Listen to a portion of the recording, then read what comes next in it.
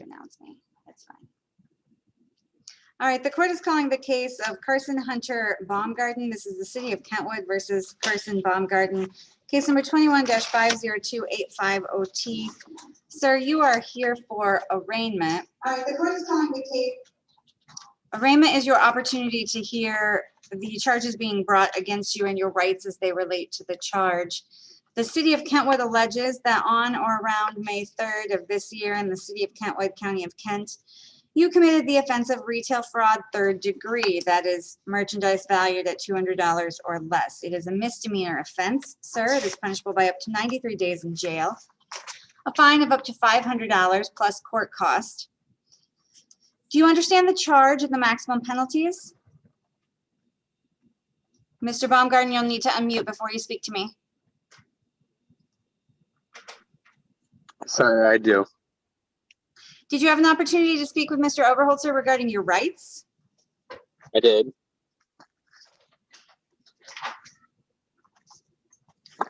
All right, as to the offense of retail fraud, third degree, how do you plead? Not guilty. Right, the court can enter a not guilty plea for you.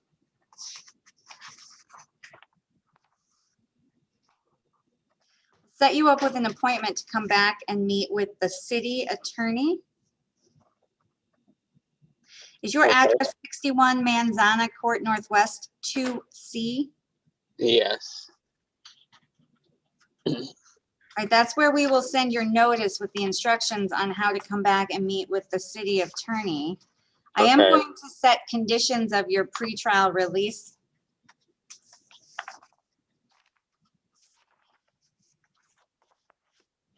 I am giving you a $500 personal recognizance bond, but there are a Good number of things I want you to do while you await to have this matter resolved. You are not to leave the state of Michigan without the court's permission. You are to show up on time for all court appearances. You're not to commit any crimes while out on bond. You are to keep the court notified of your address. You are not to be on the premises of Woodland Mall, and that includes the whole plaza, Kohl's, Von Maur. You are not to be on the premises of Woodland Mall. Okay. You are to report to the Kentwood Police Department next Tuesday afternoon. That is May 18th at 1 p.m. to be fingerprinted. Okay. Next Tuesday? May 18th. Okay. All right, we'll generate a notice of pretrial conference with the city attorney. We'll get that out in the mail to you. That's it for me today, sir. You are excused. All right. Thank you. Thank you. The court is calling the case of the city of Kentwood versus Nancy Marie Sanchez, case number 21-502790M. You are Nancy Sanchez? Yes, Your Honor. All right, Nancy, the city of Kentwood alleges that on or around April 29th of this year in the city of Kentwood, county of Kent, you committed the offense of retail fraud third degree, which is a misdemeanor crime. It is punishable by up to 93 days in jail, a fine of $500 plus court cost. I am trying to read this address, 4250 28th Street. What is it, 4250 28th Street? Is that part of the Woodland Mall Plaza? No, ma'am, that's the Hobby Lobby on 28th Street. Thank you.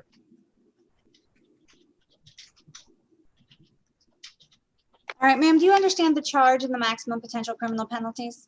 Yes, Your Honor. Did you have an opportunity to speak with Mr. Overholzer regarding your rights? Yes, Your Honor. As to the offense of retail fraud, third degree, how do you plead? Not guilty. All right, the court will enter a not guilty plea for you at this time. We'll schedule you an appointment to come and meet with the city attorney. Is your address 557 South Dexter Drive in Lansing? Yes, ma'am.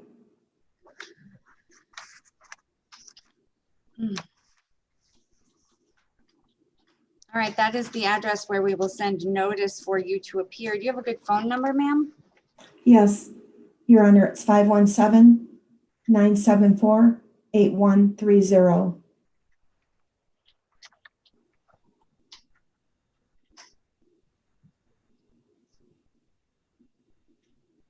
All right, ma'am, I am going to set a $500 personal recognizance bond in this matter.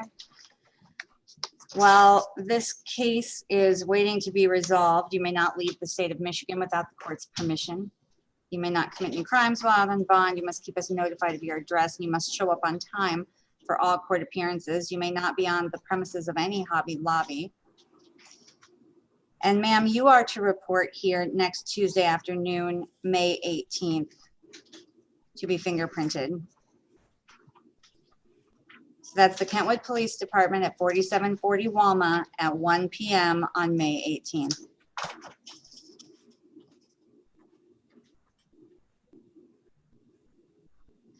We'll generate the notice of your pretrial conference and get it sent in the mail to you. That's it, ma'am. You're all set for today.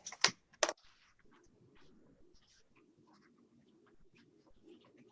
you have any questions for me, Ms. Sanchez? No, Your Honor, thank you.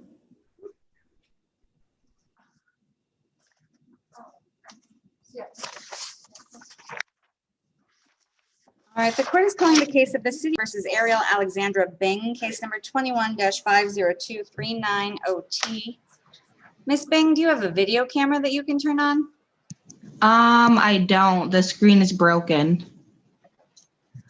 All right, Miss Bing, you were scheduled to be in court this morning at 9 a.m. You were ordered to show cause why the court should not hold you in contempt for failing to appear for your arraignment, which was originally scheduled on May 4th. Now, we sent that May 4th notice back on April 19th. So you've been aware of this case for a while.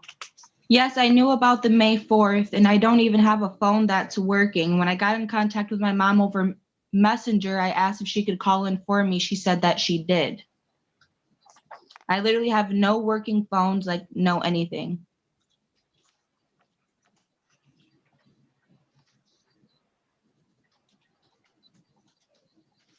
Well, I am sorry to hear that, but your mom is not the person that I need to apprise of the charges against her.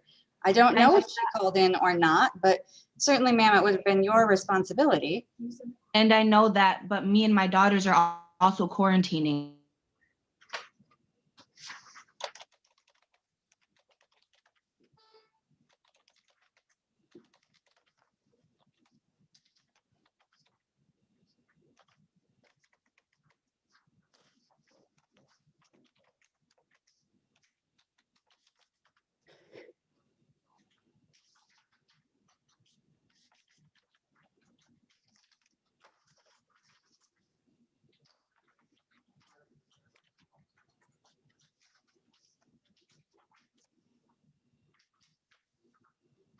Yeah, ma'am, I'm looking at the notes in this case and I don't see any phone calls at any time from anybody regarding your failure to appear.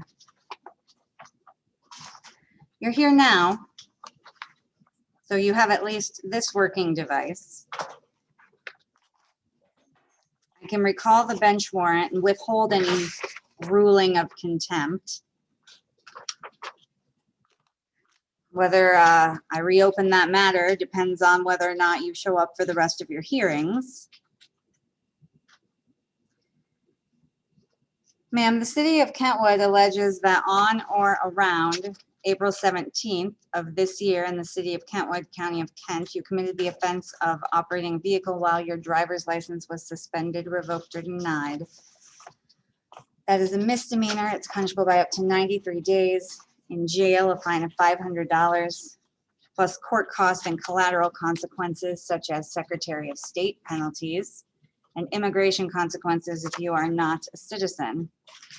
There's also a warning here for driving an unregistered vehicle, but it does not appear that they wrote that as a ticket. Ma'am, do you understand the charge and the maximum potential criminal penalty?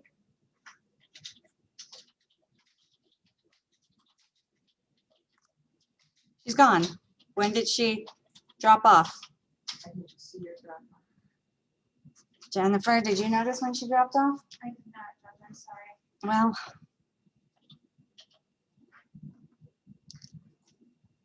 hopefully she'll come back.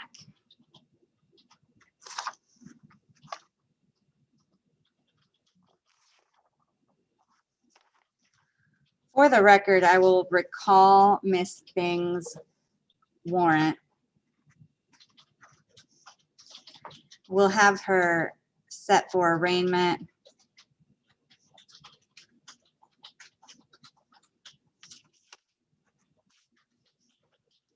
In person on another day.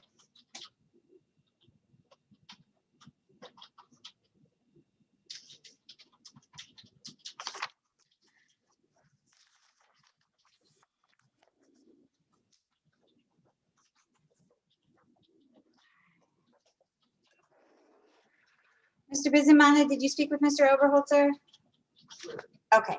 The court is calling the case of the state of Michigan versus Onesimi Bizimana. Come on up to the lectern, sir, please.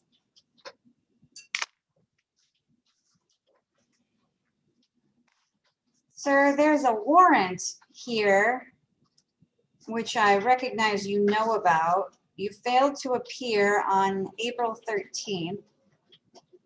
On an order to show cause, you were ordered to be before this court on April 6th. You didn't appear. We gave you another week.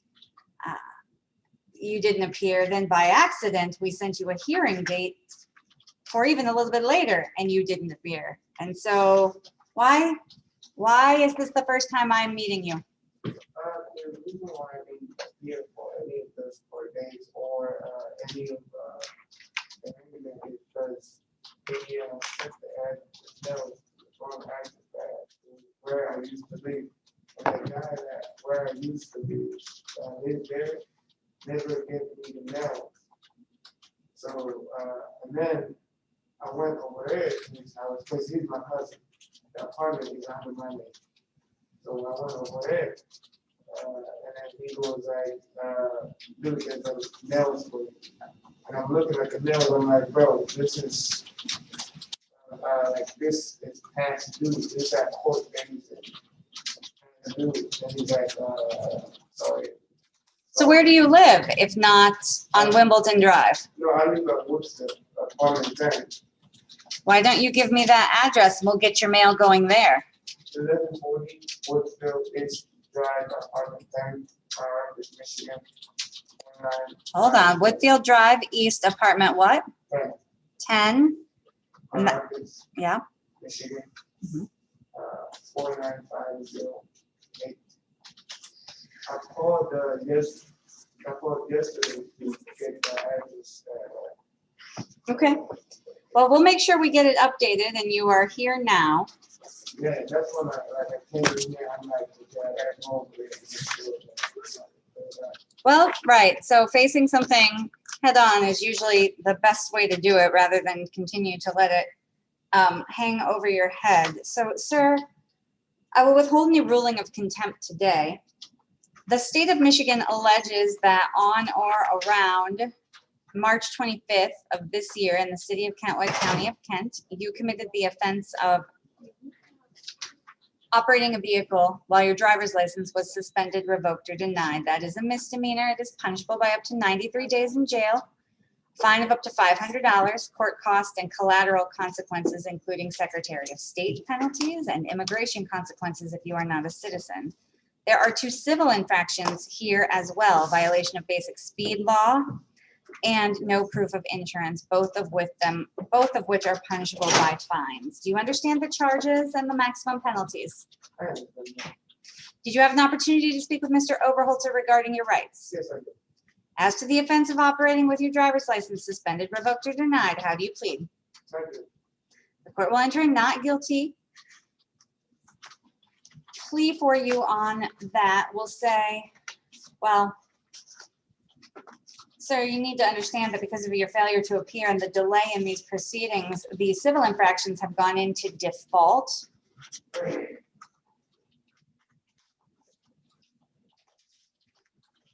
And so you're going to want to clear that up, right? He's going to need to clear up at least the $45 fee, his license. Yeah. His license back, and then whether or not we decide to write the rest off with an offer, we'll deal with later. Usually, so Yeah, give If us a it's already second. defaulted, Mhm. he's already been found responsible. Okay. So, later, we could, Yeah, go back and adjust it. Right, so the tickets were defaulted, which means you are responsible for purposes of the law at this time. One of the things I'm sure Mr. Oberholzer said to you was that if you plead not guilty, you'll have the opportunity then to negotiate a plea bargain with the city attorney or the state prosecutor, which is fine. It may or may not, I don't know, include writing off one or both of these infractions, but because you're in default, your license is in jeopardy. You have additional fees that cannot be waived because it has been defaulted. Some of the fines may be adjusted down the road, but I want you to be aware of that fact because those tickets did default based on the lack of progress in your case. But we'll enter a not guilty plea for you. We'll set you up for a date and time to meet with the state prosecutor. We'll send it to 1140 Woodfield Drive, East, Apartment 10. And we will recall the bench warrant. You're free to go today, sir. In the meantime, between now and then, if I don't see you, no driving without a valid license. Do you understand? Okay, I did play 63rd District Court, and they told me that my license is off. I got the letter in my car now. Okay, well, I'm looking at a Secretary of State driving record dated May 11th. That's today. And this says that your license is suspended. So what I think likely happened was you paid off what you owed the 63rd District Court and they gave you a clearance slip, which you then need to take to the Secretary of State to pay a reinstatement fee to get your license back. The problem is you have two more of them in this court because you let these tickets default, and you still have to deal with this DWLS because you have not yet been adjudicated on that. You haven't been convicted. You are innocent of it at this time. It hasn't been entered on your record. So you got a couple more things you need to deal with other than just 63rd saying it's clear. It's clear for them, but you have some other things that you need to handle for the Secretary of State. So, do I just go to Secretary of State and say that I and no contact here for the So my recommendation to you is that you learn from the Secretary of State exactly what it is that is holding up your license, because if you can identify that and work towards resolving some of those things, it'll probably go a long way with our state prosecutor. We'll set this for a pretrial conference. Jennifer, are you able to do that today? yes, ma'am. All right, if you just step over to the side, we'll get you a notice before you leave today. Just stand right over there by the jury box.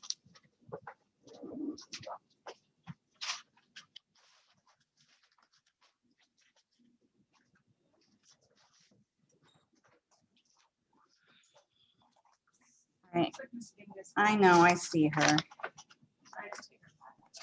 Mhm.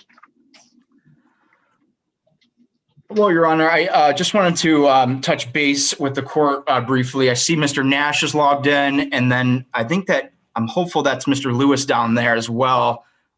Would the court, does the court need me at all? I was planning on meeting with a couple individuals who are waiting for me right now, but unless the...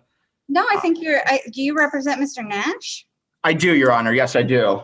You need a breakout room with him, or were you going to meet with individuals who are present in the courthouse? I had one individual who's been waiting here for some time, so I'd like to meet with him real quick, and then I can get to Mr. Nash as soon as I'm done with, or actually I've got Mr. DeLeon as well waiting for me in the breakout room. So if I just appreciate your patience, Mr. Nash, I'll be right with you. Okay, sir?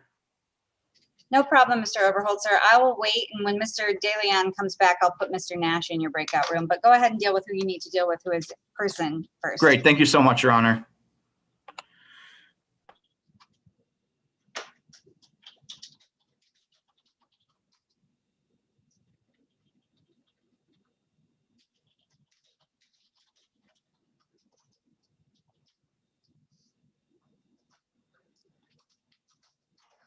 I'm trying to reconnect Miss Bing, but it just says joining.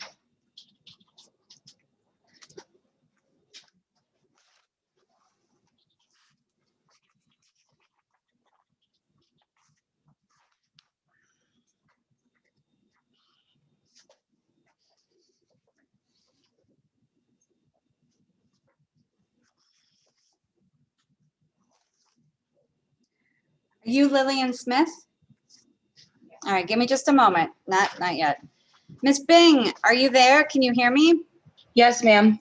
All right, I'm not sure when you dropped off, if you heard everything that I had to say, but we can pick your matter back up. We'll go back on the record in the City of Kentwood versus Alexandra Bing, case number 21-502390T.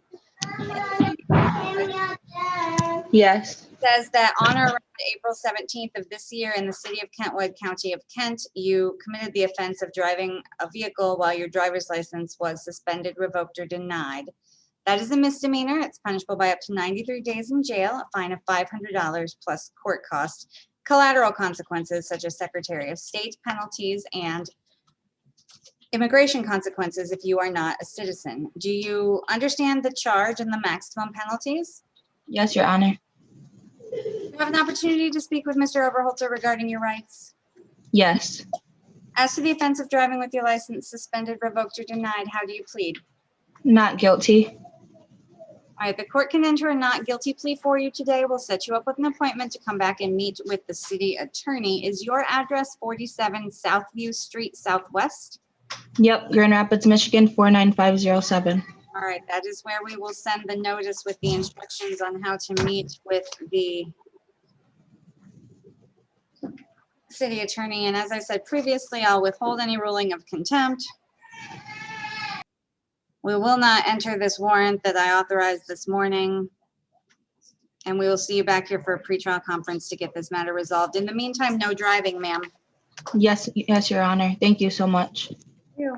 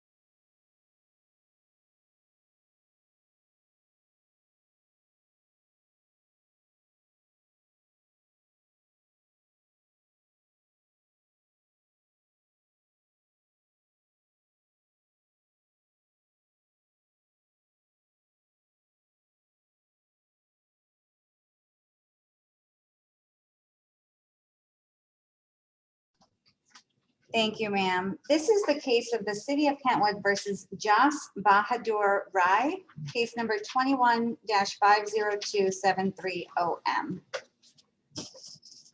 Can you ask the defendant to say his name for me, please, ma'am?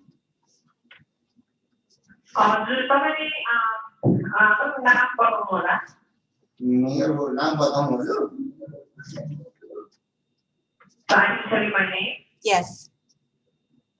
हजुर.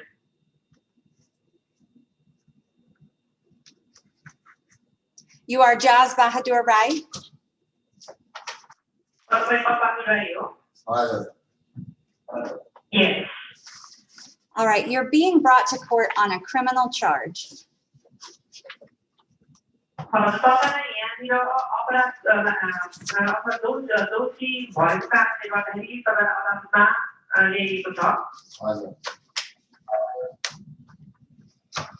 Yes. The government alleges that on or around February 21st of this year, हजुर यहाँनिर सरकारले तपाईँलाई यो आशा लागेको छ कि लगाएको छ कि फेब्रुअरीको 21 तारिक अथवा त्यो समयतिर that you committed the offense of being drunk and disorderly in public. त्यो बेला तपाईँ यहाँनिर पब्लिकमा चाहिँ कुरा मातेर कुरा नटिपेर मातेर बस्नुभएको भन्ने आएको छ। मलाई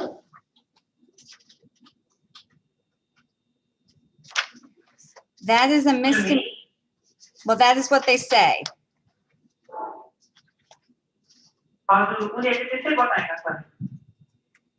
That is a misdemeanor. It's punishable by up to 90 days in jail and a fine of up to $500. हजुर यो चाहिँ सानोतिनो अपराधको रूपमा गरिन्छ र यो अपराधीलाई चाहिँ 90 दिनसम्मको जेल समयदेखि लिएर $500सम्म जरिवाना तिर्ने सम्भावना हुन्छ।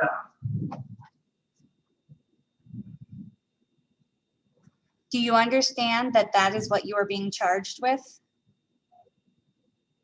तपाईँलाई कुन आरोप लागेको छ भनेको तपाईँ बुझ्नु भएको छ है? राम्रो बुझिनँ नि त मेन मैले।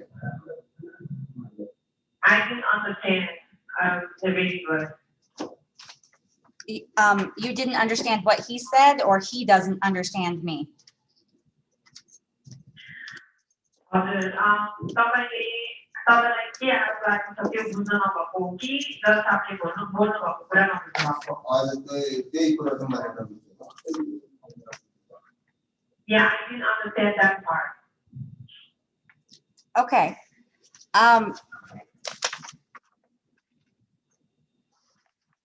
Sir, did you have contact with some police officers recently? तपाईँको प्रहरीहरूसँग हालसालै सम्पर्क भएको थियो? हजुर त्यहाँ हाम्रो झगडा हुँदाखेरि मैले बोलाएको थिएँ। Yeah, we got into fight and I called the police. Okay, so I don't want you to admit to anything that you did, but I want you to understand that because of that, they're charging you with a crime. हजुर तपाईँले आफ्नो गल्ती स्वीकार गर्छ भनेर मैले भनेको छुइनँ। तर तपाईँले जुन अपराध गरेको छ त्यसको लागि उहाँले आरोप लगाएको छ भन्दैछु भन्नुहुन्छ।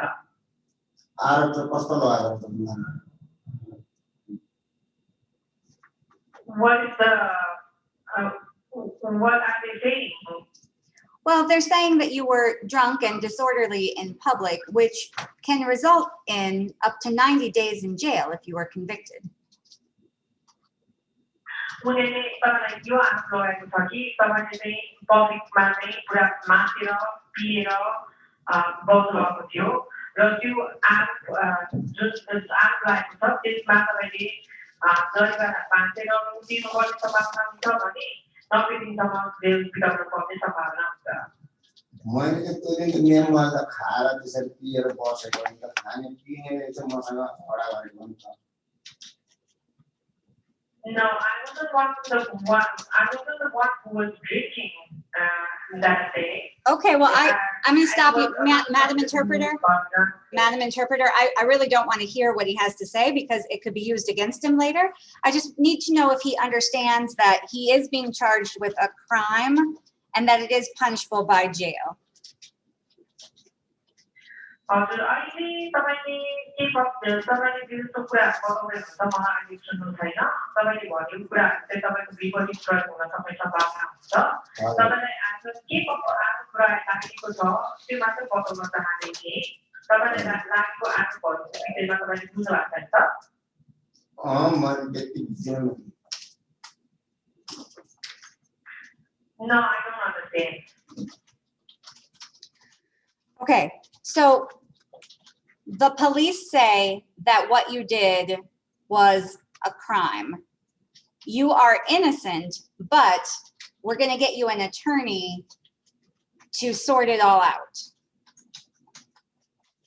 हजुर पुलिसले चाहिँ भनेको छ कि तपाईले अपराध गर्नुभएको छ भनेर होला तपाईले अपराध गर्नुभएको छैन तपाई अपराधी होइन होला तर के त्यसको लागि चाहिँ तपाईलाई हामीले वकिल लगाएको छौं तपाईले आफ्नो केस लड्नको लागि Unless we have a trial in this matter and you are convicted or you enter a plea, you are presumed innocent of this crime. हजुरले के गरेर ट्रायल को लागि भन्नुभयो भने हामीले चाहिँ मिलाउँछौं र के गरे तपाईले प्ली गर्नुभयो अथवा तपाईले गल्ती स्वीकार्ने नस्वीकार्ने के गर्नुभयो त्यो प्ली गर्नुभयो भनेदेखि तपाई चाहिँ यो जुन अपराध छ त्यो चाहिँ तपाईले के रे तपाईले निर्दोष भन्ने ठहरिन्छ तपाईले अपराध गरेको छैन भन्ने ठहरिन्छ म त के भन्छु भने हामी त मिलिसकेको पनि हो मिल्नु पर्छ राति झगडा गरेर हुँदैन किनभने उसको पनि गल्ती छ मेरो पनि गल्ती छ दुईजनाकै काँडले गल्ती छ मेरो भन्दा चाहिँ अलिकति उसको बढी गल्ती छ अब मलाई चाहिँ अब हिर्काएर लडेको म होइन तर मलाई त्यसमा मन छैन ऊ पनि आफ्नै मेरै मान्छे हो म पनि उसको आफ्नै मान्छे हो हामी त्यसमा मिलिनु सकेका छौँ आएर यहाँ मसँग भेटेर उस सिलिन्डर पनि भइराखेको छ म त झगडा बढाउने पनि होइन मेन त्यो झगडा बढाएर झगडा गरेर जाने पनि होइन म पनि बुढो मान्छे हो म पनि अहिले हेर्नु बिमारी भएर जब गर्न नसकेर त्यतिको घरमा बसेको 2 महिना भयो Madam Interpreter, I suspect he's trying to tell you details of what might or might not have happened, and I don't want to hear those because, yeah, I was going to ask you.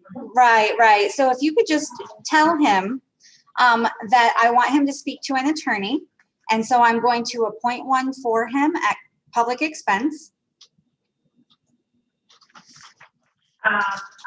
This is your voice kind of goes in and out. Like I heard appointing some attorney and then your voice Well, that's basically what I said. Tell him I'm going to get him an attorney to talk to. Okay, thank you. Also, तपाईँको भयान वाले के हो कसो हो किन हो के गर्ने भन्ने कुरोमा सुझाव खोजेको होइन तपाईलाई के आफ्नो लागि समाचार सुनाउनलाई यहाँ सुनाइदै छ र तपाईको बयान मैले सुन्नु छैन तपाईको लागि म उहाँले जसले अर्डर दिलाइदिन्छु अर्डरसँग कुरा गर्नु होला वकिलसँग कुरा गर्नु होला Today we're going to say not guilty.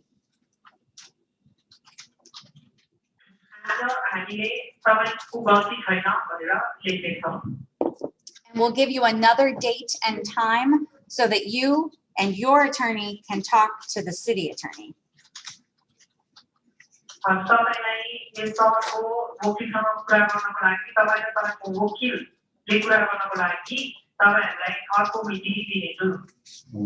Then together you'll let the court know if we need to have a trial in this matter, or if it was a big misunderstanding, or if you are going to accept responsibility.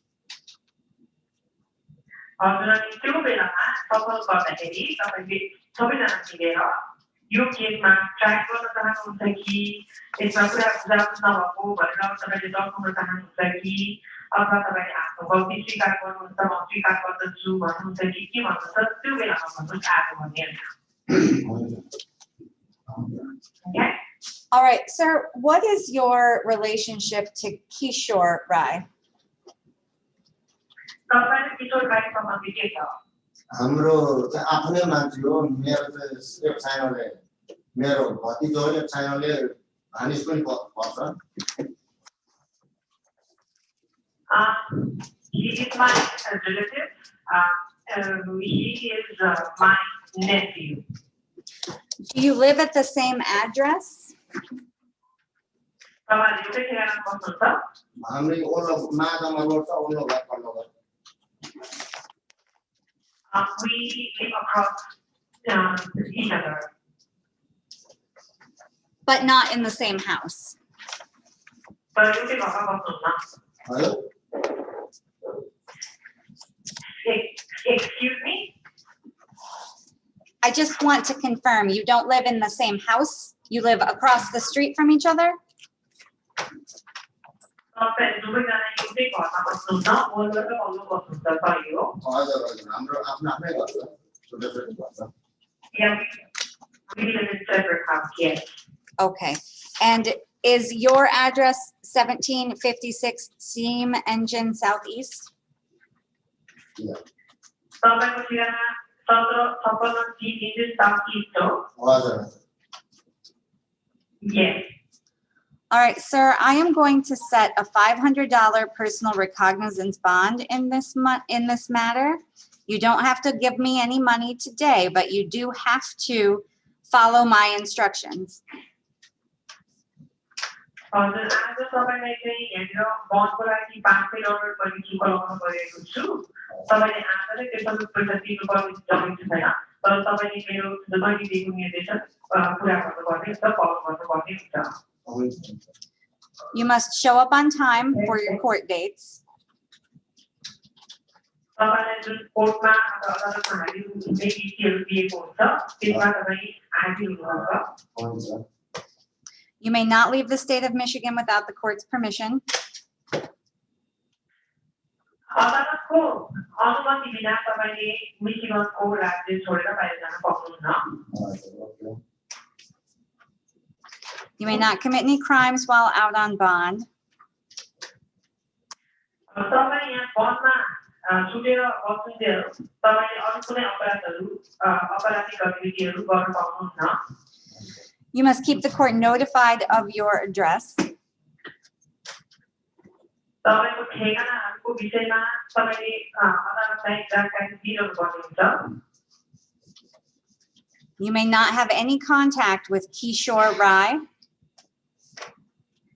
तपाईँले किशोर राईसँग सम्पर्क गर्न पाउनुहुन्न In person, in writing, by telephone, or by text.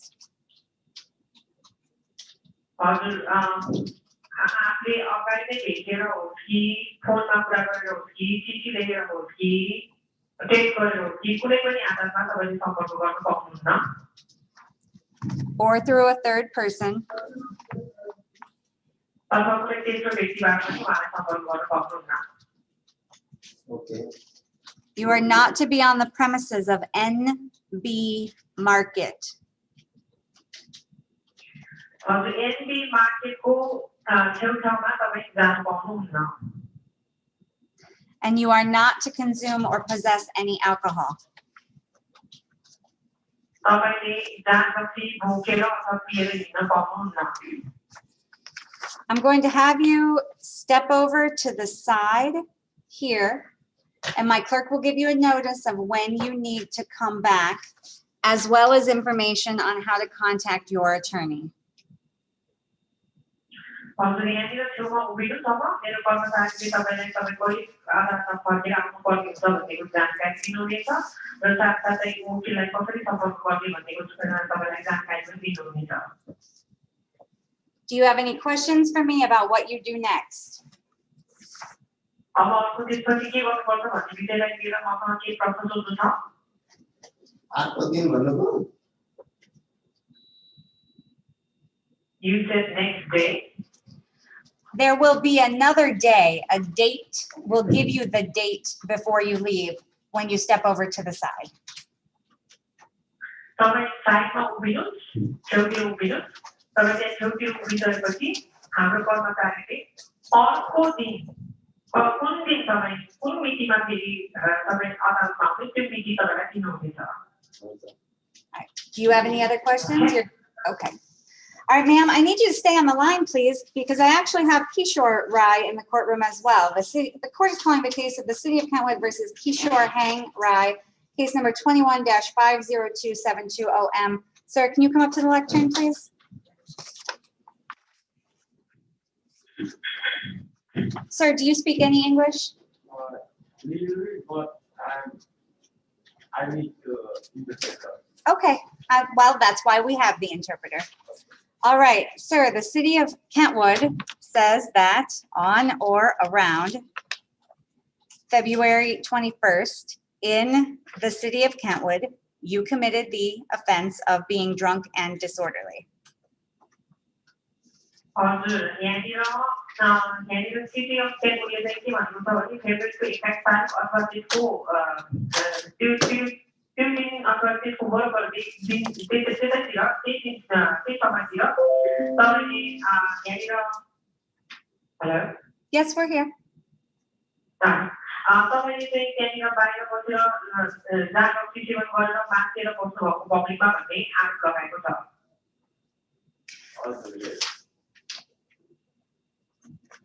That is a crime punishable by up to 90 days in jail and a fine of $500.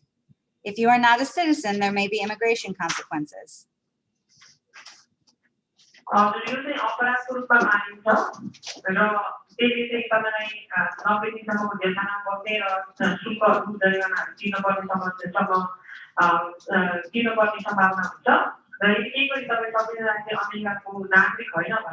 तपाईँको नागरिकताको लागि केही परिणामहरू भोग्नुपर्ने सम्भावना हुन्छ। Do you understand the charge and the potential penalties? तपाईँले तपाईँलाई के दोष लागेको छ र के कस्तो जरिवाना शुल्कहरू बुझाउनुपर्छ भन्ने कुरो बुझ्नुभयो है? Yes. All right, sir. You watched the slideshow about your rights. Did you understand it? तपाईँलाई कम्प्युटरमा स्लाइड सो देखाएको थियो तपाईँको अधिकारको विषयमा लिएर तपाईँले त्यो सबै बुझ्नुभयो? I understood somewhat. All right, I'm going to give you an attorney so that you can have a private conversation with that person using an interpreter. तपाईँलाई मैले एउटा वकिल लगाउन दिन गएको छु। तपाईँले चाहिँ गोप्यता पाइबेमा बसेर त्यो व्यक्तिसँग तपाईँको केसको विषयमा छलफल गर्न सक्नुहुन्छ। We're going to say not guilty today.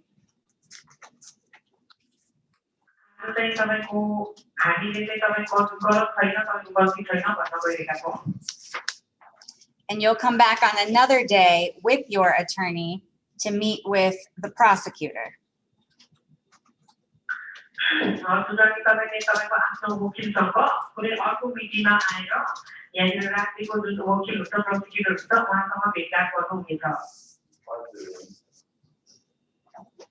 Okay. I'm going to set a $500 personal recognizance bond in this matter. यो अवस्थाको लागि यो कुराको लागि तपाईलाई $500 को बन्दको लागि तोक्न गएको छु।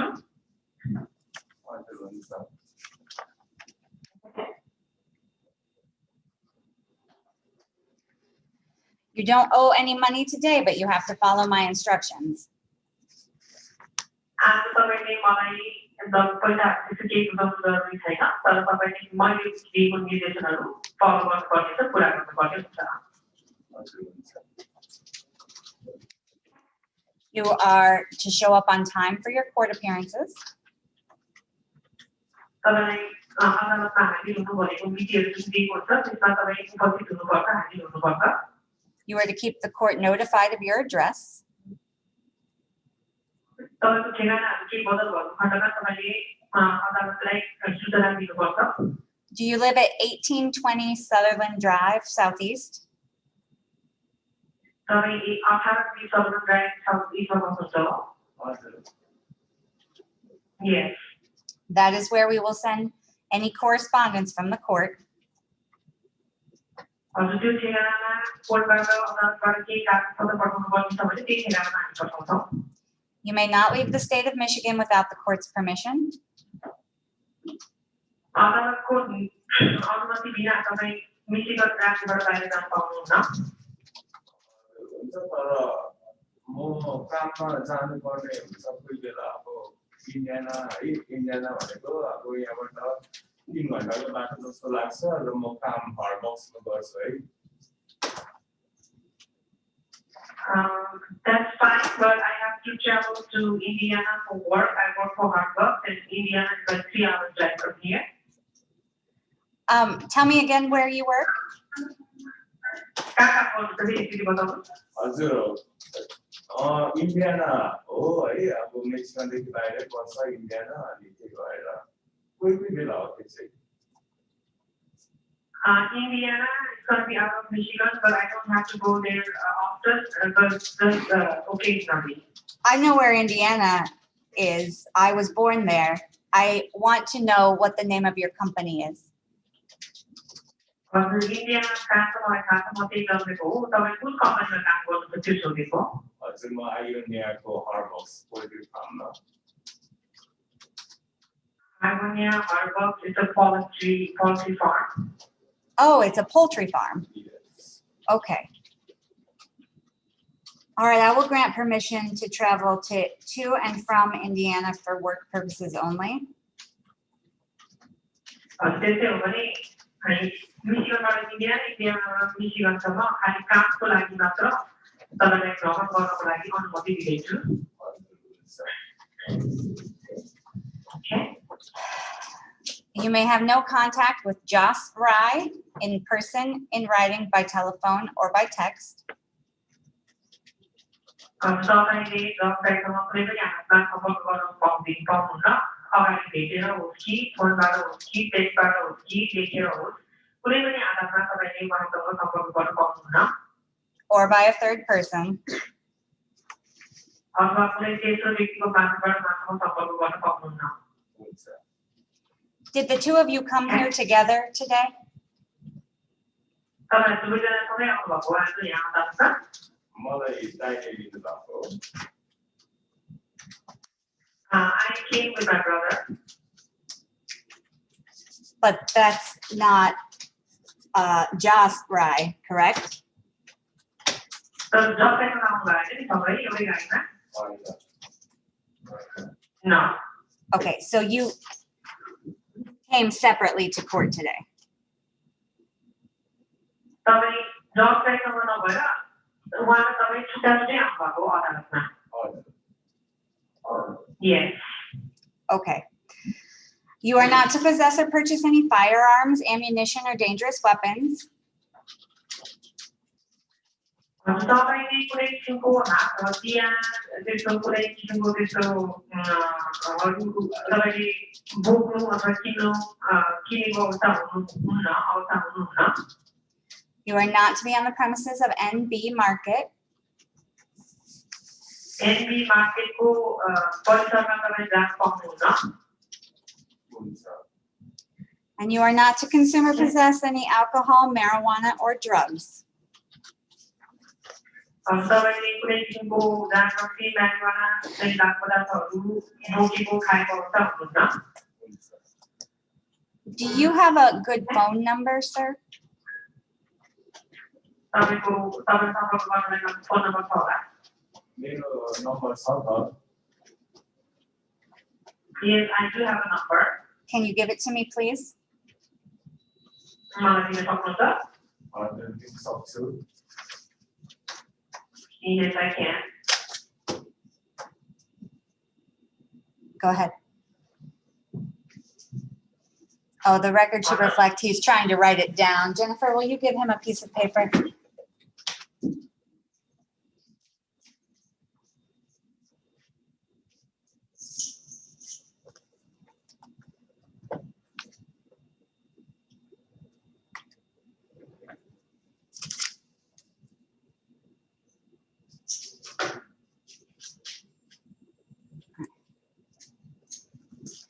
Thank you. Sir, you have to have a different attorney than your uncle. And so we'll have to appoint someone different and have them give you a call. तपाईँको लागि वकिल हामीले लाउनु पर्नेछ तर तपाईँको अङ्कल र तपाईँको एउटै वकिल हुनुहुन्छ त्यसैले हामीले तपाईँलाई भिन्दै वकिलको लागि अपोइन्टमेन्ट मिलाउनु पर्छ। Do you have any questions for me? के गर्नु छ मेरो लागि? हजुर मसँग एउटा प्रश्न छ है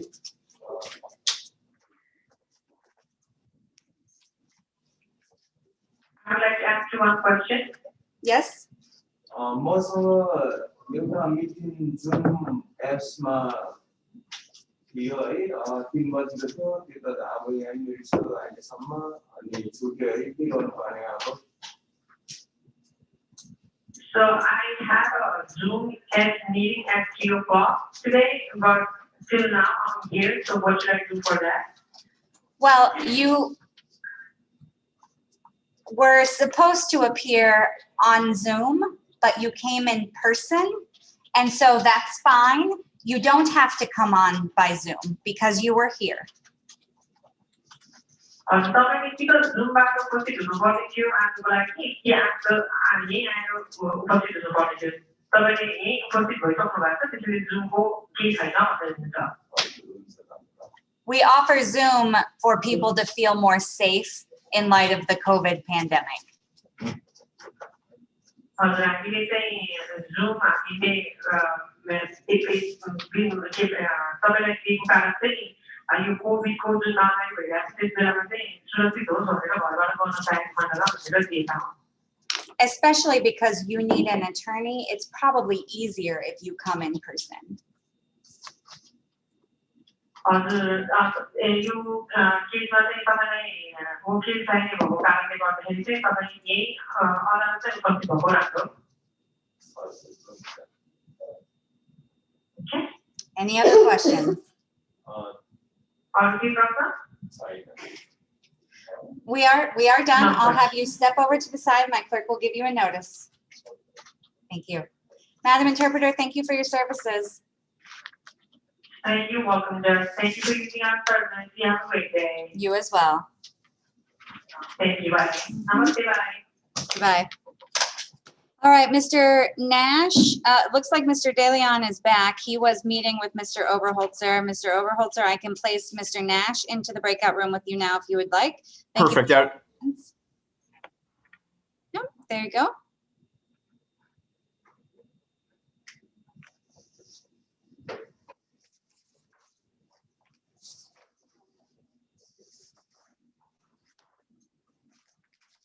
Do we have a state prosecutor here?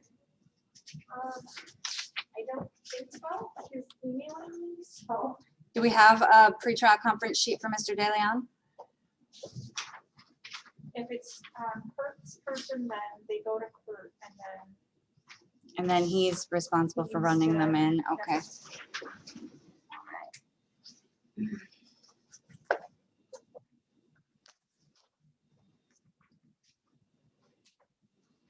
What is your name, sir?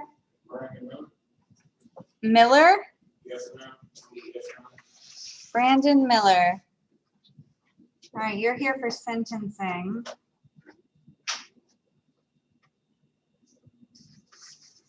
As is Mr. Julius, that's okay.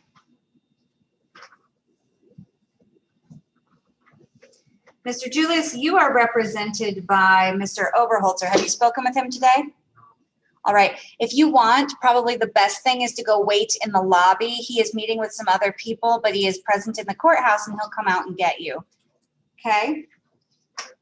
You're welcome. Mr. Miller, you do not have counsel, and so we'll get to your matter in just a moment. Are you Miss Moses? No? What matter are the two of you here on? Well, either of you. I don't know who is a criminal defendant. sorry, I didn't know you were behind me. My name is Kelly Hitchcock.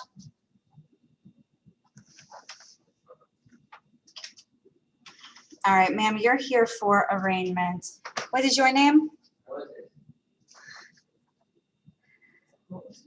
Well, I think his first name is Moses. What's your last name? Mhm.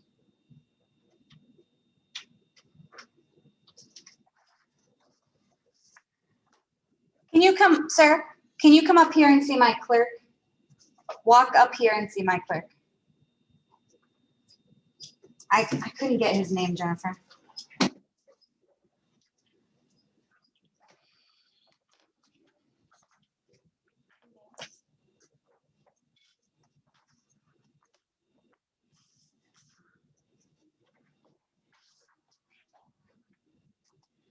On Glory's iPhone, are you Glory Rose Phillips?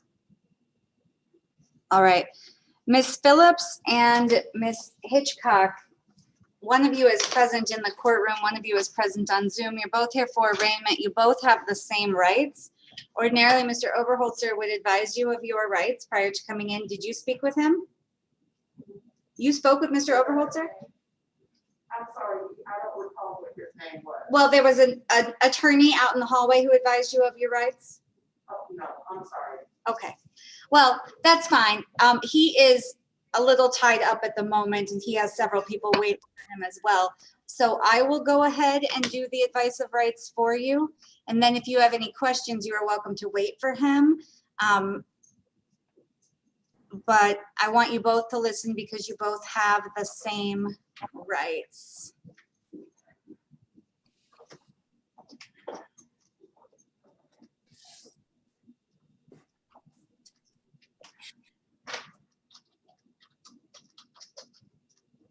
All right, you're being brought to court on a misdemeanor offense. You have the right to plead guilty, to plead not guilty, or to stand mute. If you stand mute, that is say nothing. A plea of not guilty will be entered for you. You have the right to the assistance of an attorney. If you cannot afford an attorney and the court determines that you cannot afford an attorney and that jail is a potential sentence, the court might appoint an attorney to represent you, although you may have to repay some fraction of that cost. You have the right to a trial in this matter. At trial, you have the right to have witnesses testify on your behalf, and you have the right to use the powers of the court to compel those witnesses to come and testify. You have the right to cross-examine witnesses brought against you, that is to see, hear, and question them. You have the right to testify for yourself or to remain silent without that silence being used against you. And you have the right to be presumed innocent unless proven guilty beyond a reasonable doubt. The court is calling the case of the City of Kentwood versus Kelly Hitchcock, case number 21-502-830M. Ma'am, you come right up here to the lectern. Is it pronounced Kylie or Kelly? Kelly. Kelly? All right, come right up to the lectern, ma'am.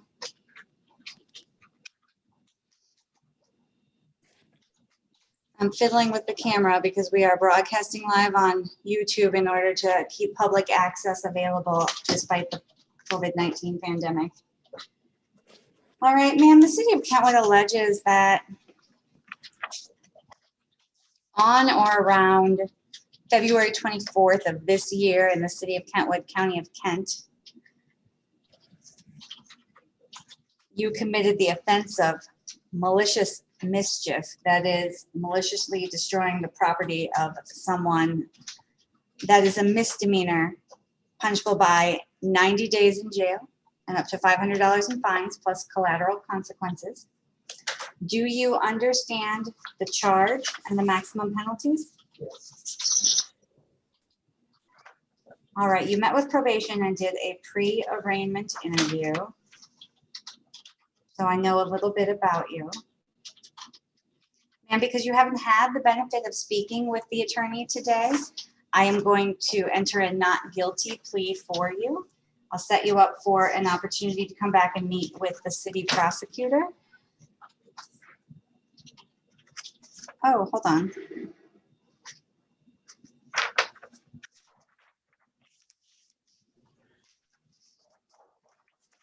Oh, there's a second count. These are charged separately. Malicious mischief, punishable by up to 93 days in jail and a fine of $500 plus interfering with an electronic communication device, interfering with the telephone. I'm sorry, the way this was in the It's a cell file. phone, it's all the same. Well, they've got it charged as 2 counts, which wasn't immediately clear to me either. And so it is charged as 2 counts. And so the second count, the interfering with the telephone, is punishable by 90 days and up to $500 in fines. Now, again, do you understand the charge and the maximum potential penalties? All right, ma'am, you do have the right to the assistance of an attorney. Are you asking the court to appoint an attorney to represent you at this time? I personally don't feel like it's, I guess, necessary. I tossed the phone. I don't want to hear what you did or didn't do unless you are tendering a guilty plea. So I guess it is best that I speak with an attorney. All right. Okay. So if you would like a court-appointed attorney, I have to make a determination that you qualify. So let's start with, are you currently receiving any state benefits such as SNAP, food assistance, Medicaid, Section 8, anything along those Under lines? the pandemic, yes. Other than that, no. So like the pandemic food assistance. Is that for a child that you For my have? kids. All right, well, then I can make a determination that you qualify for the assistance of court-appointed counsel. Okay, thank you. Mhm.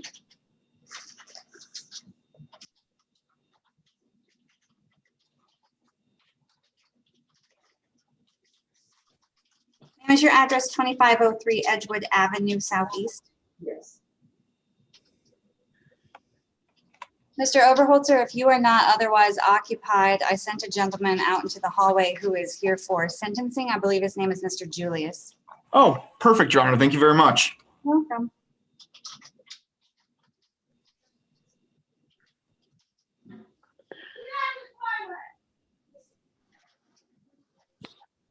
It's a good phone number for you, Kelly.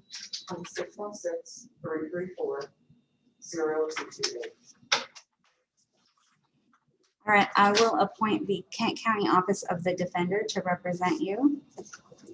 Give you some information on how to make contact with them and give your file to them. We'll enter a not guilty plea for you on each of these counts today and set your matter for a pretrial conference with the city attorney. Okay. You will return at that date and time with your attorney for a conference and together advise the court how we are going to proceed. Okay. Yeah, I apologize. I had no any of this word. That's fine. Is this your first time involved in the criminal justice system? Yes. Yeah. Then you are in that unique situation of not knowing what you don't know. Right. All right, well, So I apologize. I didn't mean to come off ignorant. no apology necessary, ma'am. My job is to make sure your rights are protected. And so sometimes that means I have to cut you off because you have the right to remain silent. I appreciate that. Thank you.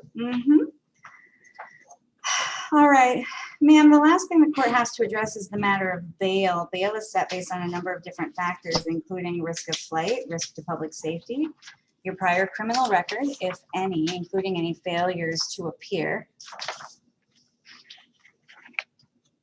and the severity of the offense.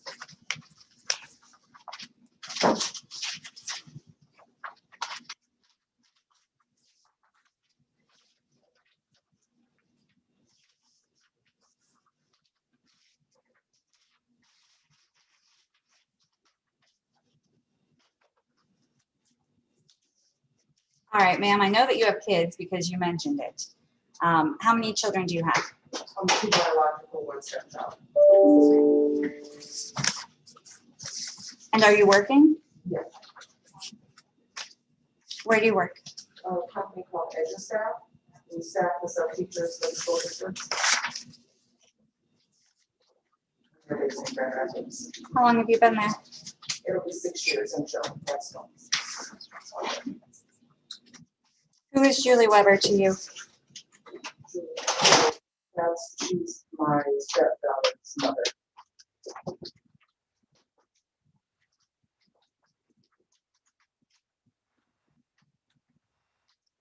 right, the affidavit of probable cause indicates that this incident is alleged to have occurred during a child custody exchange. What is at 3015 28th Street? It actually was not at the same time. My stepdaughter had already left out of the parking lot. It's a Dollar General. So it's like a meeting point for, okay. since that situation, we've been dropping her off and picking her up from the parking lot here. Just in the reduced confusion. Is Julie Weber a part of those exchanges? That's, yes, between my husband and her for my stepdaughter.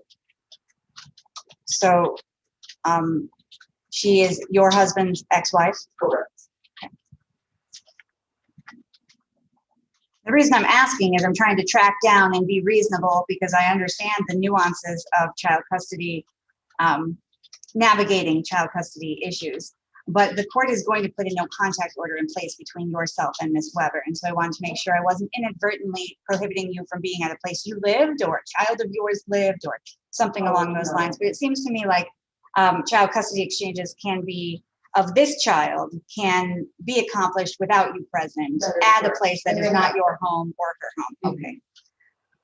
All right, ma'am, I think that given your ties to the community and your lack of criminal record, a personal recognizance bond is appropriate in this matter. So I will set bail at $500 and give you a personal recognizance bond, which means you do not have to put up any money at this time.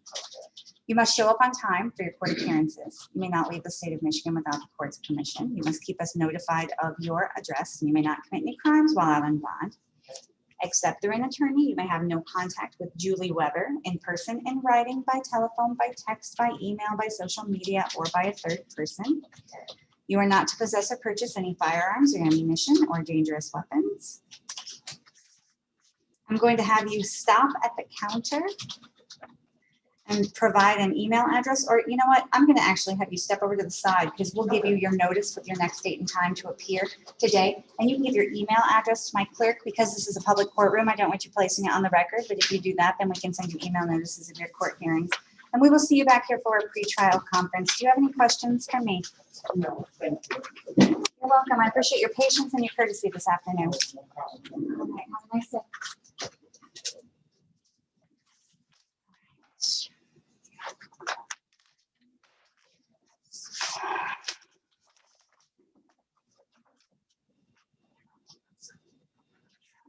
Mr. DeLeon, we need your attorney before we can proceed on your matter. So we will have to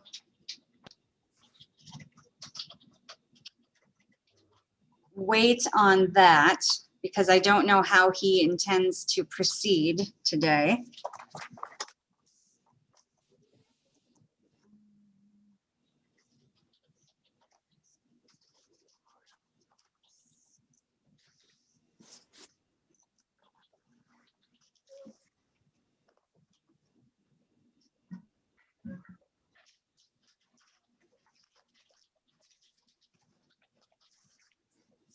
All right, the court is calling the case of the state of Michigan versus Brandon Miller, case number 21-30066 SD. Mr. Miller, you can come right up here to the lectern, please. Are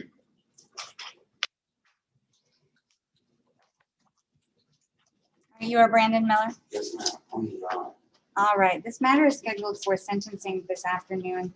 The court was provided a substance abuse assessment. Looks like you went to New Life Counseling Services. You have a certificate that somebody take. And have you reviewed this report then? Which one was that one? Well, this is the assessment that they Yes, ma'am. completed for you. Okay. You want me to show you? All right, and then you were here before, and I wanted you referred to sobriety court, Yes, ma'am. and you don't want it. The lady told me not to do it. Well, She said, I don't think this is for you, looking at your court. right. So because your prior OWI was more than 7 years ago, you are not going to be in the same position as most second OWI offenders. So the incentive to be in sobriety court is not there for you the way it is for some of them. And so I wasn't aware of that in advance because I don't know you, but having somebody look into your record then does let me know whether or not you are an appropriate I just candidate showed for up sobriety. to that birthday to tell you the truth, man. I should just stay home. That's all I'm saying is a birthday. Yeah, it's coming back to me now. And I had a DD. I have to do that. That's my problem. Did everything right, but get balloons. Just because I love to get balloons. Well, it's not a party without balloons, but it's definitely not a party if you are getting picked up and spending the night in jail and getting another OWI a whole weekend.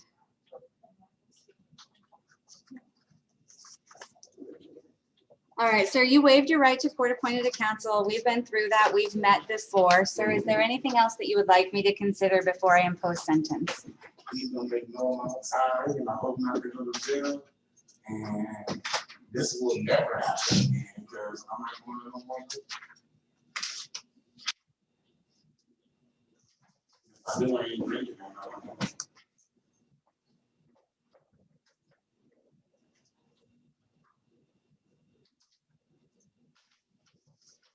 I still got my breathalyzer. I told you I got to.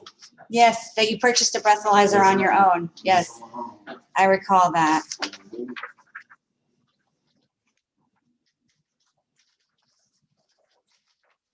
All right, I did review the substance abuse assessment.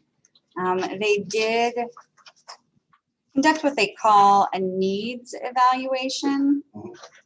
They suggest that you have a moderate alcohol use disorder, which in alcohol is often taken in larger amounts over a longer period of time than as intended. And you have recurrent situations where you find yourself in jeopardy due to the use of alcohol. And this is your second OWI offense. And so it's maybe not far off the mark. And so as I prepare to sentence you, there are a couple things I have to take into consideration. Sentencing has many different facets. First, it's punitive. That is the punishment you get for breaking the law. The second is restorative. I don't have a named victim here seeking restitution at this time, and I don't think you were involved in an accident. So no one is seeking. Yeah.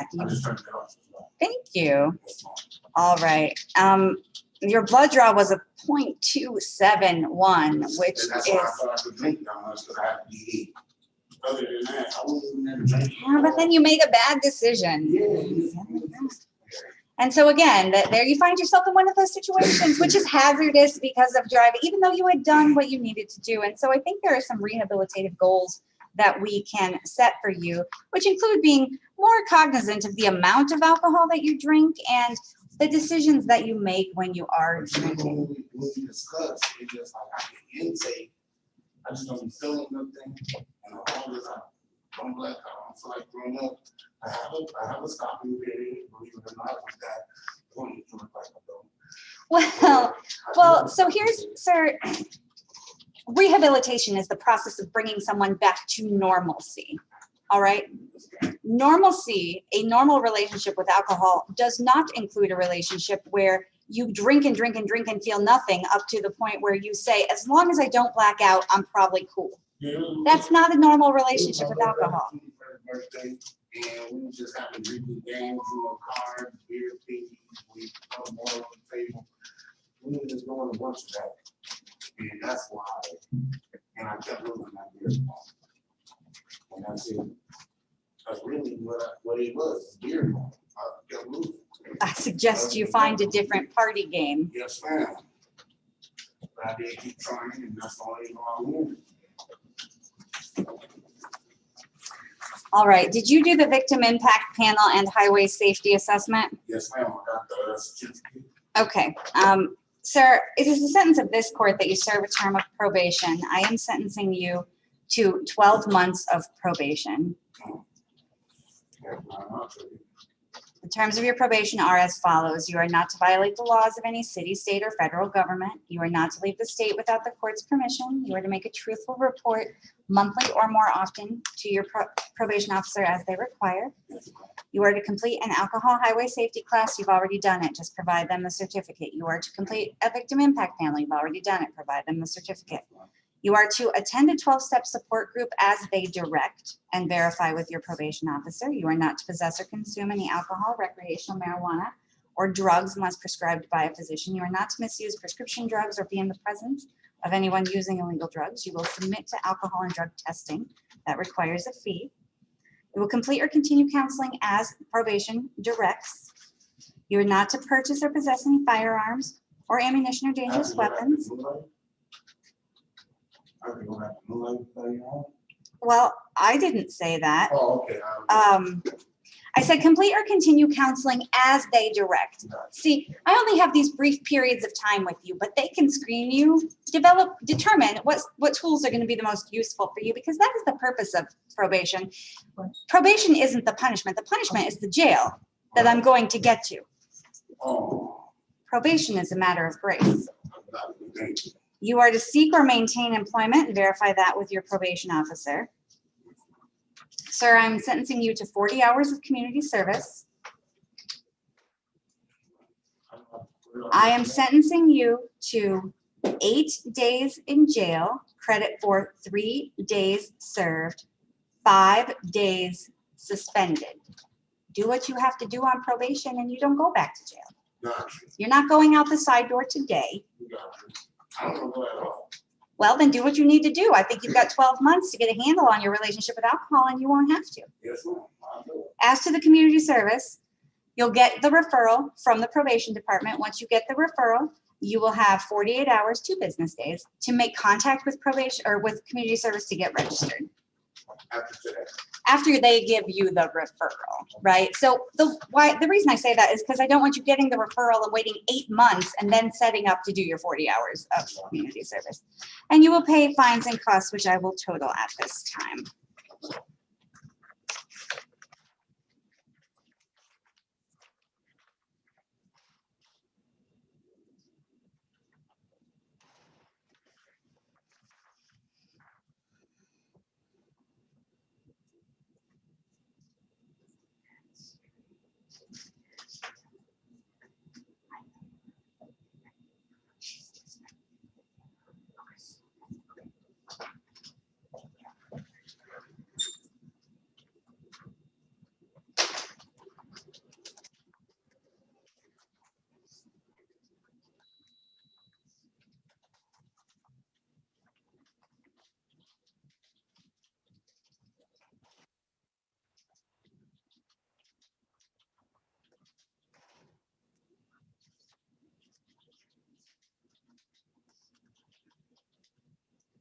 Fines and costs in this matter total $1,485. So I had a professor in law school who gave me this analogy once. He said, when you are advising clients who have had a drunk driving offense, tell them the next time they're in that situation where they think that they might drive after having had alcohol or beer or been drinking or out to the bar, suggest to them that in that moment, they call for a hot air balloon ride because it is just about as expensive and a lot more fun. All right, sir, that is the final sentence of the court. If you disagree with this court's decision, you have 21 days to appeal it to the circuit court. You have 14 days to request a court-appointed attorney to assist you in doing so. I'm going to have you stop at the counter to make payment and payment arrangements, and then at probation to set up your first appointment. You're all set. I wish you the best. Mhm. This will be the last one. I hope so, sir. All right, I think you can just go to the counter, right? Out there? Nope. All right. Mm-hmm.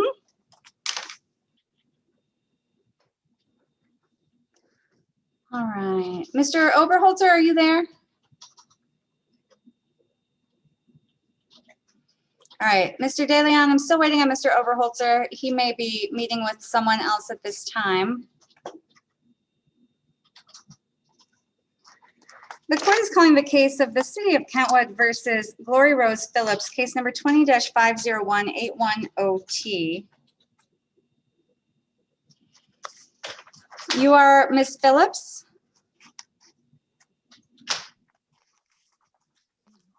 Ma'am, I need you to unmute so I can hear you. Yes. All right, ma'am, this is an older case and I am looking at the details here. I had you down for arraignment. Would you bond on the road? Yeah, forgot when it happened, but it was somebody in the middle of the road. I could have hit a car, I could have hit them, or I could have hit the water box. So I guess I just crashed into the water box. And Alright. yeah, I called the police on myself because I just didn't know what to do. So, and they gave me a driving with no license. Well, the city of Kentwood alleges that on or around March 30th of 2020 in the city of Kentwood, you were operating a vehicle while unlicensed. That is a misdemeanor offense. It's punishable by 90 days in jail. Mhm. Fine of up to $500 in court costs. What I'm trying to figure out though here is, Excuse me, I'm sorry, but I went through all of this with Judge Kelly, and it all slipped my mind. I just lost my house. I just lost my car I lost the car and everything. So it's just been a whole lot. My mom took the car, and so yeah, and I just lost my house. So that all slipped my mind. I haven't been driving, but it's just everything has really been slipping my mind, and I just forgot all about that. all right, give me just a moment, Ms. Phillips. Yes, ma'am.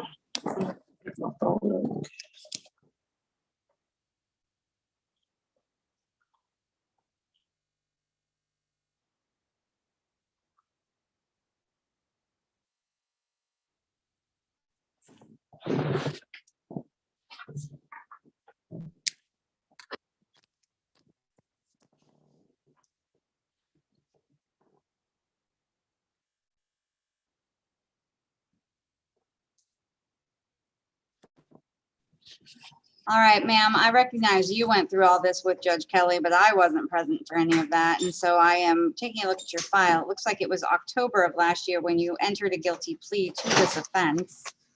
Mhm. Was it as charged to driving unlicensed? Yeah, just driving with no license, yes.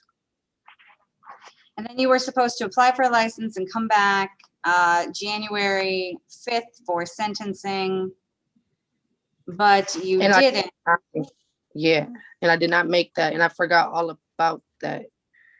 Seems to me like a considerable amount of grace by my predecessor. He gave you all the way into January asking you to apply for your license and then come back. Have you applied for your license, ma'am? Yeah, no, I went to the Secretary of State multiple times to do my permit test. I just can't pass it. I don't be driving. The first time I ever drive, I just get in an accident. So I just don't drive at all. But I did go to the Secretary of State multiple times, and I just can't pass my permit. And it's always so hard to get into there. But I'm always like waking up. I always woke up at like 8 or noon to get in, so, and sign up for an appointment. But it's just every time I went, I just don't. I'm always off a question or something's little. Like, I don't know. But I keep trying because I do need it. So. Well, ma'am, it is practically impossible to be a functional adult or a parent without having a valid driver's license. Do you have kids? No. Well, at least there's that, but it is impossible to work, to travel, to do the things that you want to do without a driver's license. And if you do continue to drive without a license, you will continue to find yourself before different courts in different jurisdictions, singing the same thing, and then sitting behind bars if you don't appear for your court dates. You were scheduled for sentencing in January. You waived your right to court-appointed counsel. Are you requesting the court at this point appoint an attorney to assist you at sentencing? Should I? Well, I can't give you any advice, but I am asking you if you want me to. So here's what we can do. We can either go through the screening and determine if you want a court-appointed attorney to assist you at sentencing. You may have to repay some fraction of the cost of that attorney's services, and we will adjourn this for another date, or I could proceed to sentencing now if you are waiving your right to court-appointed counsel. You tell me. I just go through sentencing then. All right. Is it sentencing? That's what you were supposed to do in January, and that's what we will do today. Yes. Yeah, well, yeah, I'll do sentencing then, just get out the way and figure out what I all gotta do. Well, ma'am, you've given me a good rundown already of what you've been doing in your life. Are you working? No, but yeah, well, I'm getting ready for work right now. I work at Applebee's. I just got the job a couple days ago, and I serve. To Applebee's. Huh? How are you getting back and forth? My mom. I live back with my mom. I lost my apartment. I lost everything. I lost my apartment back in January. So, everything just slipped my mind. I lost it January 3rd. So that court really did slip my mind. I forgot all about it. And then the other day, me and my friend was driving. I was in the back seat and the cop just asked who was 21 in the car. And I had no problem giving my information. I just didn't know I had a warrant out for this. I forgot all about it. So I was like, oh man. But yeah, I work at Applebee's and my mom just takes me to work. I live here now. So yeah. That is nice of your mother. I know. But she's been on me too about getting my license because she don't play. So well, I hope you treat her like the blessing she is, taking you to and from work and encouraging you to get your driver's license. Ma'am, it's good advice. The law presumes that for a non-violent and non-serious misdemeanor offense of this nature, that an appropriate sentence can be fashioned in fines, cost, and community service. And that is what I am going to sentence you to, ma'am. You are ordered to do 40 hours of community service. That will be organized through our probation department. You must get it done within 6 months. Once you get the referral, you have 2 business days to make sure you register for your community service, and you must pay fines and costs that total $325. That is a final sentence of the court. If you disagree with the court's decision, you have 21 days to appeal it to the circuit court. You have 14 days to ask for the assistance of an attorney to help you with that appeal. You're all set, ma'am. I am going to place you into a breakout room right now with my cashier so you can make payment or payment arrangements. All right, thank you.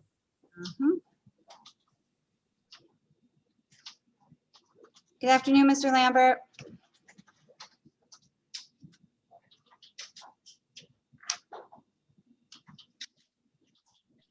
Good afternoon, Your Honor.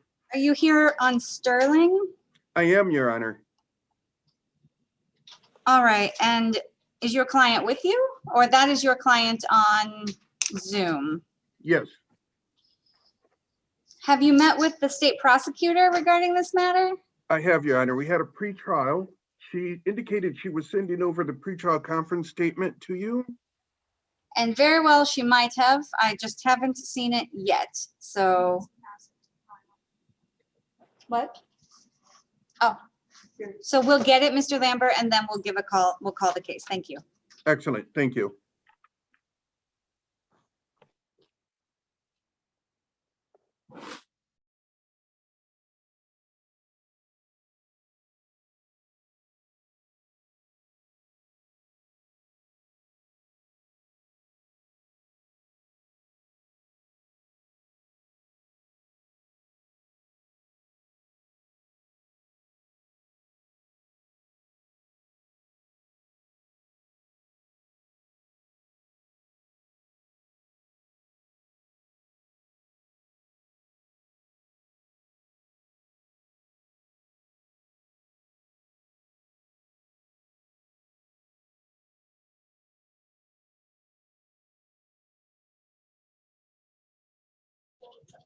The court is calling the case of the City of Kentwood versus Dinda Linnell Moses, case number 21-507240M.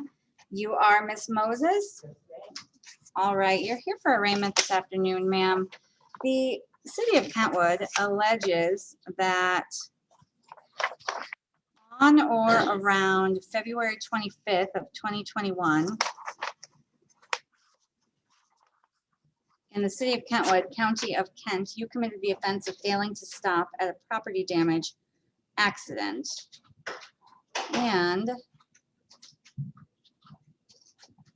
I am going to have to remind myself what the specific fine is for that.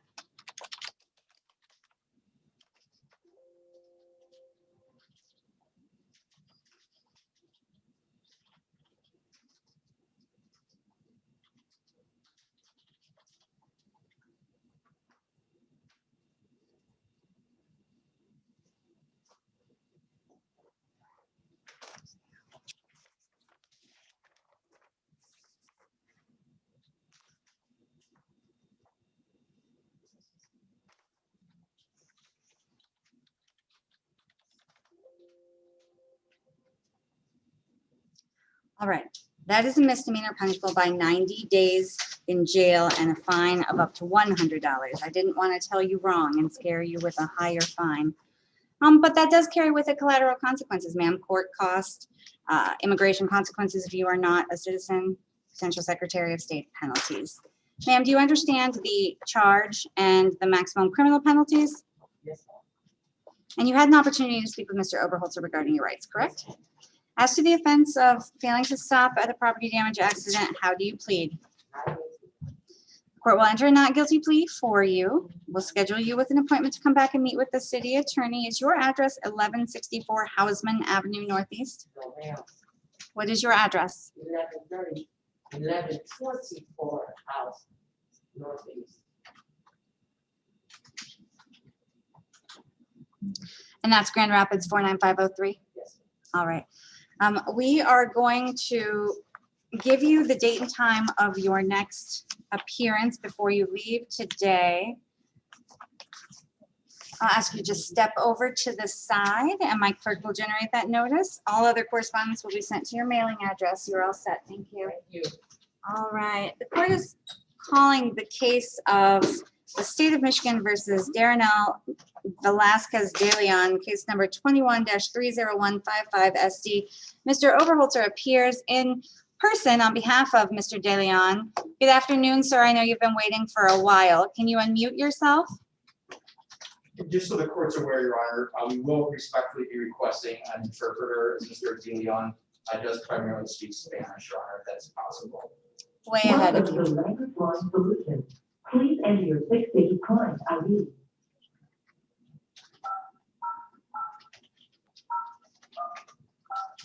For Spanish, press 1. For up, please enter access code followed by the pound sign.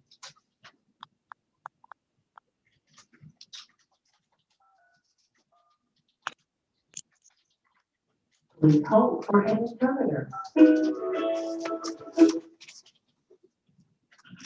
Thank you for calling Language Line Solutions. This is David, ID 222941. I'll be your Spanish interpreter today. May I please have your access code? Hi, David. The access code is 5315. Thank you. And is the person with you, or do you need me to call them for you? No, I have the person present. This is Judge Sterkenburg at the 62B District Court. I have a criminal defendant here, Mr. De Leon, who needs to handle a criminal matter. His attorney is with him as well. So before we get started, Mr. Interpreter, do you swear or affirm that you will impartially interpret the matter now before the court and not divulge confidential communications, so help you God? I do, I swear. All right, thank you. You can introduce yourself to Mr. De Leon. Señor De León, yo seré su intérprete. ¿Me puede escuchar? Sí, sí lo puedo escuchar. Gracias. We can all hear each other, Your Honor. We're ready for instruction. All right. Mr. De Leon is before the court on the alleged offense of operating with a high blood alcohol content. El señor De León está de tribunal por la supuesta operación con un alto contenido de alcohol en la sangre. This matter was scheduled for a pretrial conference today, and it's my understanding that was conducted. Este caso fue programado para una conferencia de juicio el día de hoy y tengo entendido que ha sido completada. Mr. Oberholzer, is there an offer being extended in this matter? Señor Overholt, se está ofreciendo una, o se está haciendo una oferta para este caso. There is, Your Honor. The plea agreement is as follows. If Mr. De Leon were to plead guilty to an operating while intoxicated first offense, the people would have no objection to a dismissal of the operating while intoxicated high blood alcohol content. Sí, señoría, sí. El preacuerdo es como es lo siguiente. El señor De León se declara culpable de operación mientras estaba intoxicado como primera ofensa. Las personas no tienen objeción en desestimar, en retirar el cargo de operación con alto contenido de alcohol en la sangre. O, And how does your client want to proceed, Mr. Oberholzer? Y señor Brown, ¿cómo quiere proceder su cliente? Your Honor, I believe my client wishes to enter a guilty plea with regard to that plea agreement, Your Honor. Su señoría, me parece que mi cliente desea ingresar su declaración de culpabilidad con respecto a ese acuerdo de declaración de culpabilidad. sí, sí, así es. Yes, that is right. Mr. De Leon, if the court accepts your guilty plea, there will not be a trial of any kind. Do you understand? Señor De León, si el tribunal acepta su declaración de culpabilidad, no habrá ningún tipo de juicio, ¿sí lo entiende? Sí, ajá, así es. Yes, that is right. Are you voluntarily waiving your right to trial and all rights that go with it in order to take advantage of the offer being extended by the state? Está de acuerdo está aceptando en renunciar a su derecho de tener un juicio y todos los derechos que van con él para tomar ventaja de la oferta que le está extendiendo el Estado. Sí, me declaro culpable. Yes, I plead guilty. Did anyone threaten you or make any promises to you other than the plea bargain to get you to plead guilty? ¿Alguien lo ha amenazado o le ha hecho alguna otra promesa por fuera del acuerdo de declaración de culpabilidad para que se declare culpable? No, no. No, no. All right, I'm going to have your attorney ask you some questions before I can accept your guilty plea. Le voy a pedir a su abogado que le haga algunas preguntas antes de aceptar su declaración de culpabilidad. Está bien. Thank you, Your Honor. Mr. De Leon, back on April 15th, 2021, were you operating a vehicle within the city of Kentwood, Kent County, Michigan? Gracias, su señoría. Señor De León, el 15 de abril del 2021 está usted operando un vehículo en la ciudad de Kentwood, en el condado de Kent, en Michigan. Sí. Yes. And when you were operating that vehicle on that date, were you operating it on Division Avenue near 54th Street within the city of Kentwood, Kent County, Michigan? Y cuando estaba operando este vehículo en ese día, iba operándolo sobre la avenida Division Avenue, cerca de la 54 Street en la ciudad de Kentwood, el condado de Kent, Michigan. Sí, sí estaba en. Yes, I was there.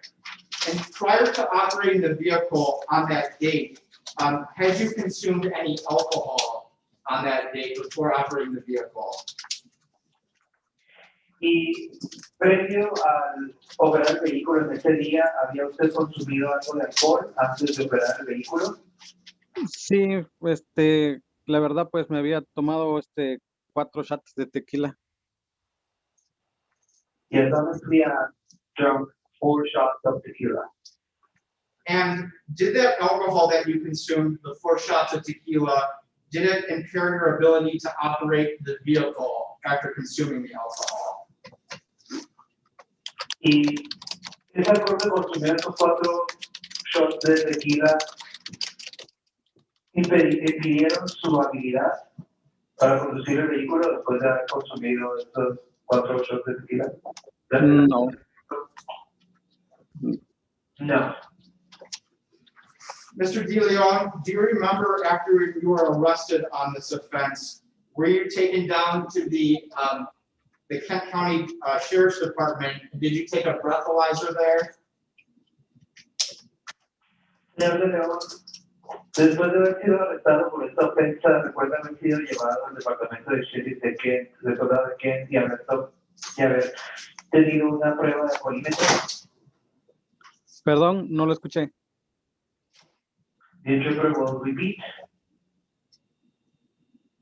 Señor de León, después de haber sido arrestado por cometer esta ofensa, ¿recuerda haber sido llevado al departamento de sheriff del condado de Kent y tener una prueba de alcoholímetro?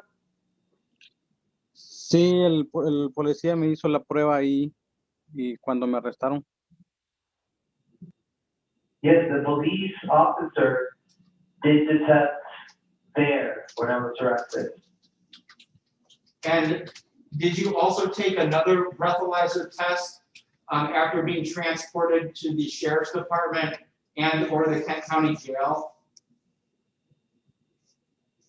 Y también tuvo otra prueba de alcoholímetro después de haber sido transportado al departamento de sheriff, o a la cárcel del condado de Kent. No. No.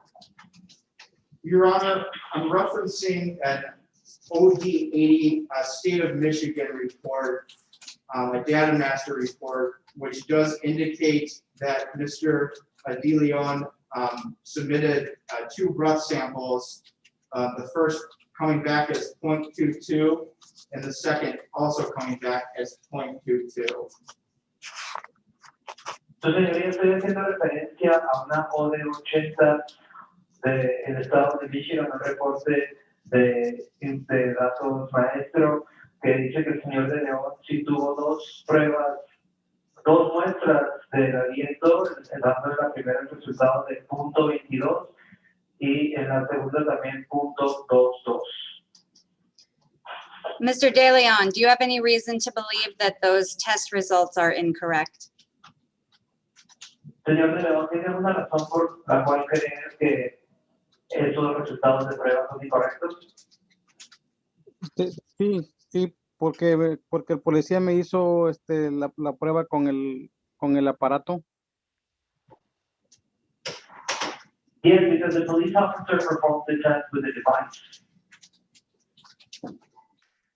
And do you think that the test result that you were over the limit is correct?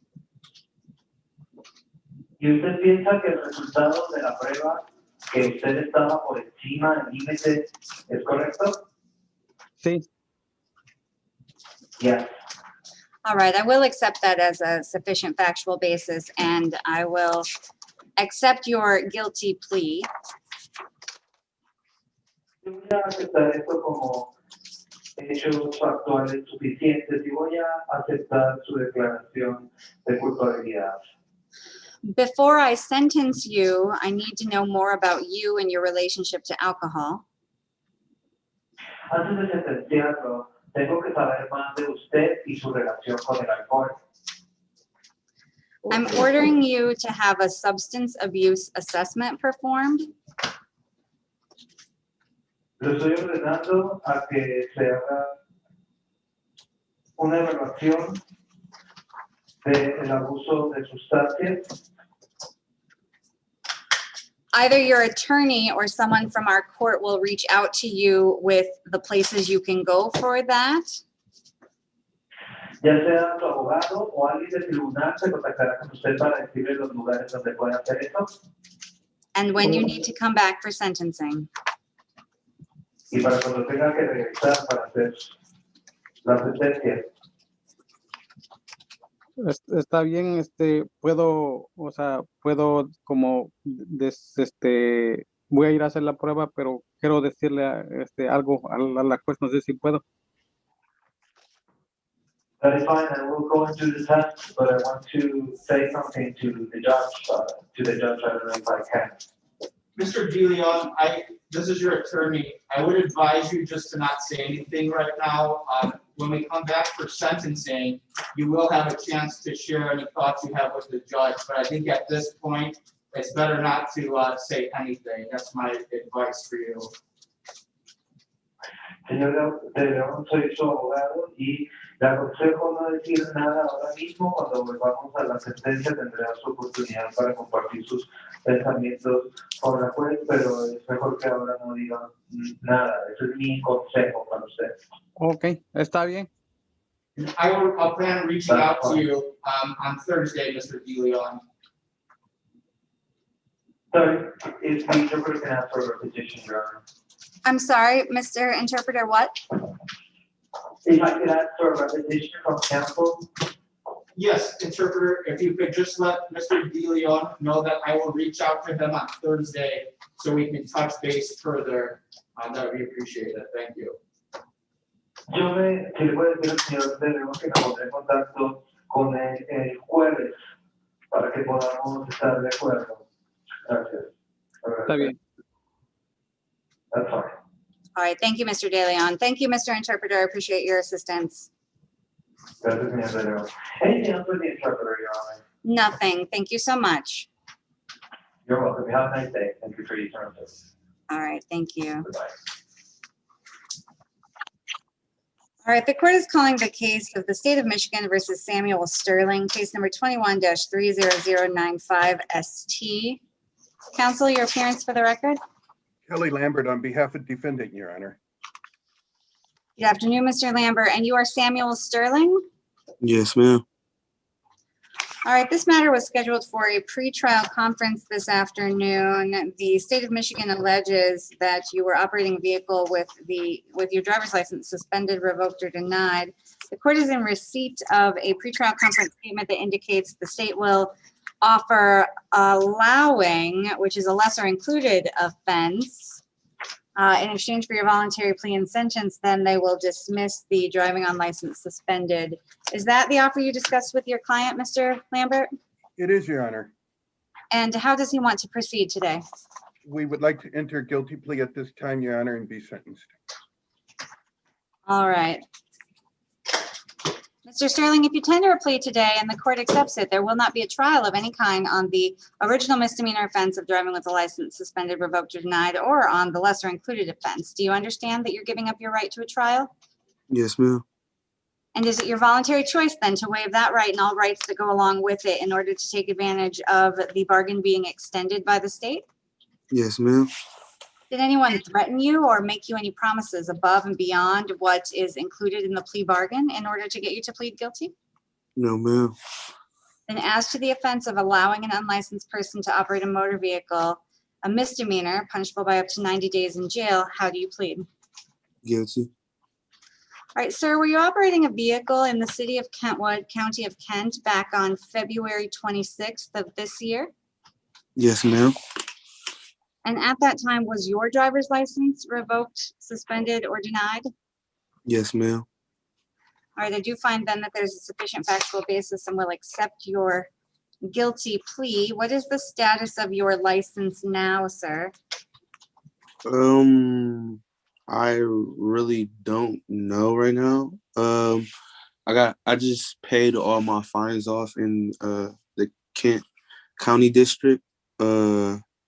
But they cleared everything. Well, I got the papers, but If I may explain, Your Honor, my client paid off his fines that were owed to the court arising from his last incident. He was unable to pay the Secretary of State because the Secretary of State is not open due to COVID. He can't schedule an appointment to go in there and pay off those fines and costs that he may owe to the Secretary of State. Once he is able to do that, he should have his license restored, Your Honor. It is a source of eternal frustration for courts, defendants, and attorneys alike that the Secretary of State is so far behind. All right, Mr. Sterling, your attorney advises that you only need to get in, pay your reinstatement fees to the Secretary of State, and you will have your valid license back. yes. He paid $300 and something today to the court for outstanding fees owed to the court, Your Honor. So he has stepped up to the plate. All right. Mr. Lambert, is there anything else you would like the court to take into consideration before imposing a sentence? Yes, Your Honor. My client's 22 years old. He is trying to get his license straightened out. I've already explained the problems with regard to that. He has other issues facing him in the circuit court. I am representing him on those issues. With regard to this issue, Your Honor, he's done everything he can. I think it would be appropriate just to give him fines and costs and allow him to move on and address the other issues that he has pending in the circuit court, Your Honor. Reporting to court services. Mr. Sterling? Did I report to them? Are you reporting to court services while you are on pretrial release for your matters in the circuit court? No. Are you supposed to be reporting to court services? I wasn't told that. Okay. Mr. Sterling, is there anything else that you would like me to consider before I impose sentence? Really not much now. I just got a job at a factory called Kizos. I'm getting paid $14.50 an hour, but other than that, nothing much. Well, that's good. You working full time? Oh, yes. And when did you get that job? Monday. This Monday of this week? Yeah, yes. Yesterday. Yeah, yesterday. Yesterday was Monday. Who are you living with? Mom.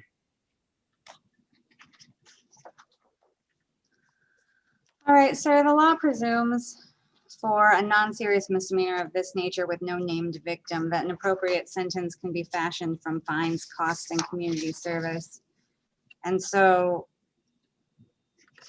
knowing little about what you are doing in the circuit court, but that you are not under their supervision, I will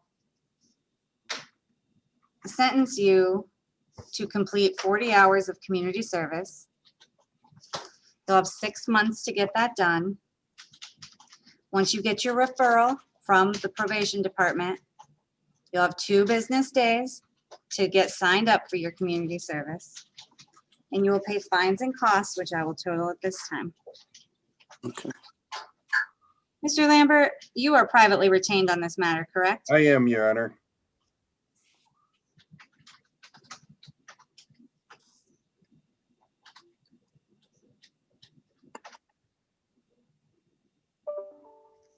Fines and costs in this matter total $425.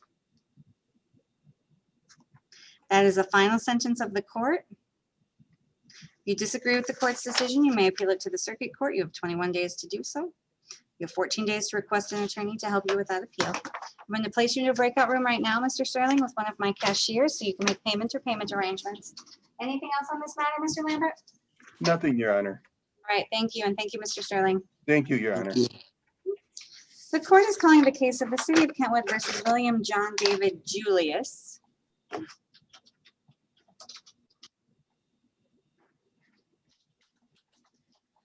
You are William Julius. Thank you for your patience this afternoon, sir. Mr. Julius appears with his attorney, Kurt Oberholzer. This matter is scheduled for sentencing. Mr. Julius was charged with operating while intoxicated. First offense, he pled to operating while visibly impaired and was referred to a substance abuse assessment. I received that assessment. Have you? I have, Your Honor. Thank you. I have had an opportunity to review that assessment with Mr. Julius. Just one slight correction in reviewing the report, Your Honor. It did indicate that Mr. Julius did receive his bachelor's degree in business marketing back in 2010. However, I believe that was actually back in 2016 when he received that. So other than that, though, Your Honor, we have no additions, challenges, or corrections to make at this time to that substance abuse evaluation, Your Honor. All right, thank you. I can note that correction. All right, I'll hear your allocution. Thank you very much, Your Honor. Your Honor, I'd just like to start out by mentioning that it's been a pleasure working with Mr. Julius. He's taken this very seriously. He's always here when he needs to be. He had a substance abuse evaluation done as soon as possible and has been doing everything he needs to do to see this case through to its conclusion here, Your Honor. So definitely would like to note that on behalf of Mr. Julius. Currently, Your Honor, Mr. Julius is residing with his mother. However, he does, he's actually involved with work. He actually is self-employed flipping houses, Your Honor. So currently, he actually has a house out in Lowell, which he owns, which he's working on fixing that house up. He's very close to having that completed. So with regard to his living situation, I think Mr. Julius, lives with his mother, but he's also, living at the houses that he works on when he can. But sometimes when he's working on them, the electricity and that sort of thing aren't working. So he's able to reside with his mother, which is great. And in addition to having his mother as great support, his sister actually is with us in the courtroom here today. So I'd just like to point out the fact that Mr. Julius seems to have tremendous family support on his side, and they're certainly helping him out and however they can, especially through this situation, Your Honor. Mr. Julius is a proud father. He does have a 3-year-old son. They do live out or reside in Idaho, Your Honor, with their mother. Mr. Julius is able to see his son as much as possible. Right now, they have a sort of schedule where they kind of exchange holidays every other Christmas, every other holiday. And then Mr. Julius also, I believe, gets some time with his son over the summer as well. So he looks forward to seeing his son as much as possible, and definitely cares very much for him, Your Honor. I was very impressed in reviewing the substance abuse evaluation when I did learn that Mr. Julius did receive his bachelor's degree from Calvin College, business marketing. I do certainly think that's impressive, and it seems as though Mr. Julius certainly does have a good head on his shoulders, no doubt. Even more impressive, Mr. Julius has, we've talked about the fact that he's actually a triathlete, Your Honor. He grew up engaged in swimming quite a bit growing up, and now at this stage in his life, he's actually training for triathlons, and he's able to, run long distances. He's about halfway prepared from what we've talked about, and so he's very active. He works hard. He's an athlete, so it seems like he's got great things going on in his life, as well as with the family support. With regard to his driver's license right now, Your Honor, Mr. Julius did enter the fleet to operating while visibly impaired, which, as this court knows, results in at least a restricted license for a period of time for Mr. Julius. Even though he is possibly on that restricted license right now, he's actually terrified of driving right now. He just wants to make sure he's complying with everything he needs to. And so his sister did drive him to the court today. He's really refraining from driving until he knows for certain that his license is back in full status. So I commend him for that and sort of playing it safe rather than taking any risks. And lastly, Your Honor, I'd just like to point out that Mr. Julius, he did serve approximately 12 hours, I believe, in the Kent County Correctional Facility prior to bonding out of this charge. From Mr. Julius's standpoint, he could probably speak to it better, certainly better than I could, but I think that was an absolutely miserable experience for him, one that he surely does not want to repeat. Hopefully a very eye-opening experience. I know we talked quite at length about what a bad experience that was, essentially, Your Honor. So with that being said, Your Honor, I would respectfully ask this court to sentence Mr. Julius pursuant to the plea agreement. I do believe there was a no probation recommendation. So with that, Your Honor, we would ask the court to consider assessing Mr. Julius' fines and costs at this point in time. And then if the court deems community service necessary, Mr. Julius certainly would have no issue completing some community service, Your Honor. But we certainly thank the court for its time, Your Honor. Thank you very much. Thank you, Mr. Julius. Is there anything that you would like to add before the court imposes sentence? Other than just being very apologetic about this situation. You know what they call that nasty experience of being in jail for that first time? Call that the clang effect. When those bars shut, that sound is indicative of what you are going to experience right then and there. I've been doing a lot of studying lately on, because they've been changing the legislation in terms of sentencing, as Mr. Oberholzer can probably tell you. And one of the things they're talking about is the imposition of probation in these situations where you have somebody like yourself who is really low risks and low needs, right? All things considered, sir. Yet you did make a bad decision. And oftentimes that clang effect is enough to fulfill the punitive element of sentencing, there's little need for rehabilitation. And in fact, the negative experience of having to repeatedly drop, spend time, come back to court, et cetera, can become something that actually opens the door to additional negative behavior in the future rather than being rehabilitative as it is designed to be. Again, that's only in certain circumstances where you have an individual like yourself. I was also impressed when I read your substance abuse assessment, and I read everyone that comes through here. I noted that you were low risk, that you were low needs, and the circumstances of the offense.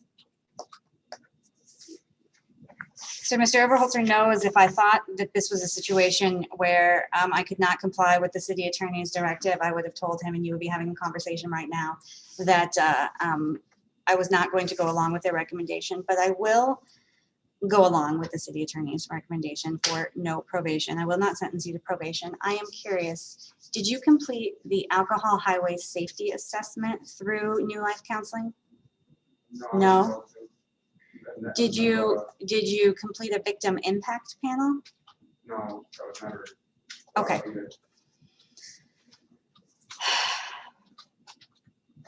I am not going to sentence you to probation. I am going to sentence you to community service. It will be 80 hours of community service to be completed within 1 year. Once you receive your referral, you have 2 business days to go ahead and get connected with the community service program so you can get that done. I'd like you to contact New Life Counseling and complete an alcohol highway safety evaluation, right? I want you to have that experience. It's educational, okay?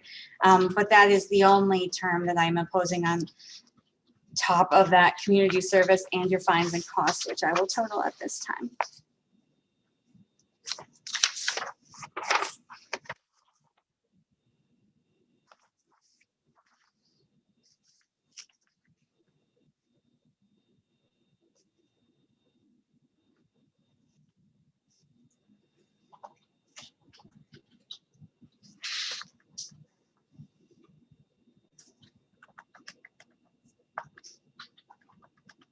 Fines and costs in this matter total $875. That is the final sentence of the court. If you disagree with this court's decision, you have 21 days to appeal it to the circuit court, 14 days to ask for a court-appointed attorney to assist. I will have you stop at the counter on your way out to make payment or payment arrangements, and then stop at probation to get information on how you connect with community service. Anything further on this matter, Mr. Overholzer? Nothing further for me at this time, Your Honor. All right, you're all set, Mr. Julius. I wish you all the best. Again, thank you for your patience and your courtesy this afternoon. Thank you, Your Honor. All right, appearing on my screen, DeAndre Jones, are you there?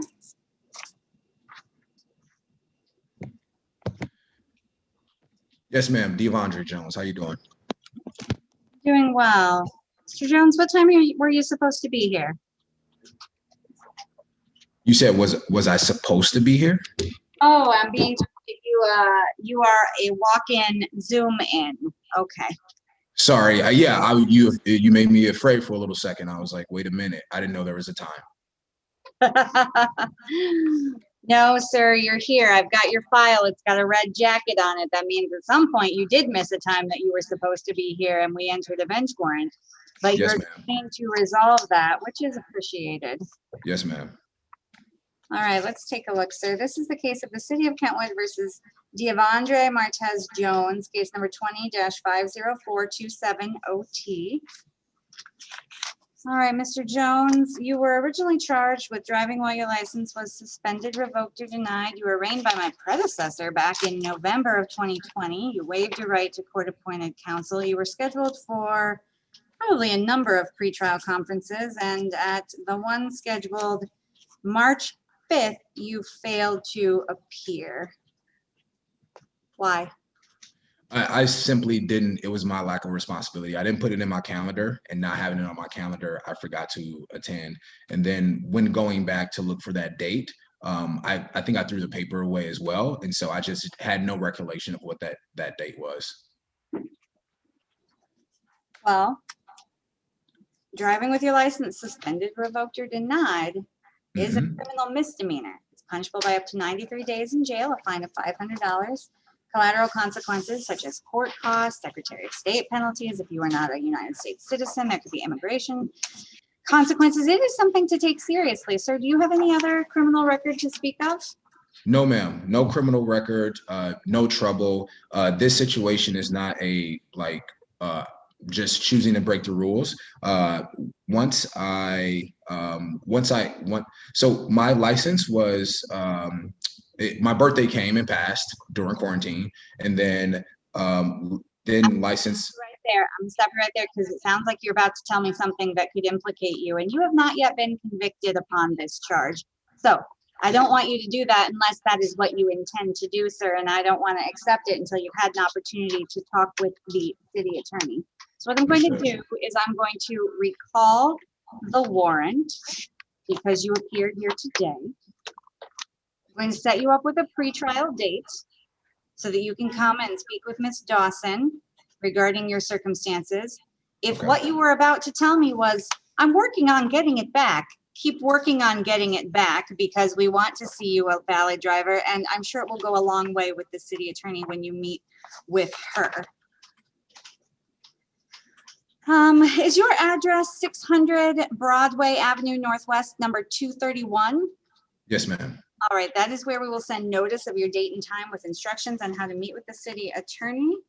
And we will see you back here on that date, whatever it may be. When it gets generated, it'll be sent to your mail. In the meantime, sir, no driving without a valid license. And I would just let you know, it'll take a little bit, maybe by the end of the day, to get that warrant taken out of the system, okay?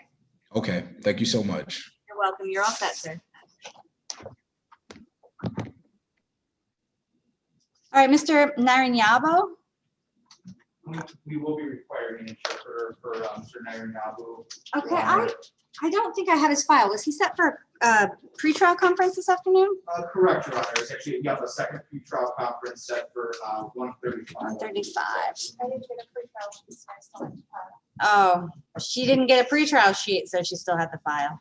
My apologies, Your Honor. I actually talked with Ms. Curtis and I thought she'd be sending those over. My apologies. Well, she sends them over sometimes, but when we get them, it doesn't have your indication as to what's going to happen, so we don't know what to do with them. Right. Yeah.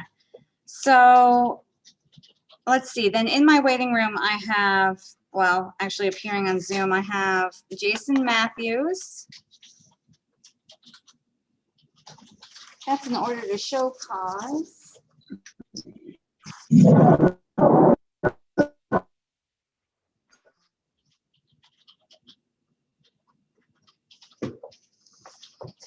Mr. Matthews, are you there? Can you hear me? This is Judge Sterkenburg.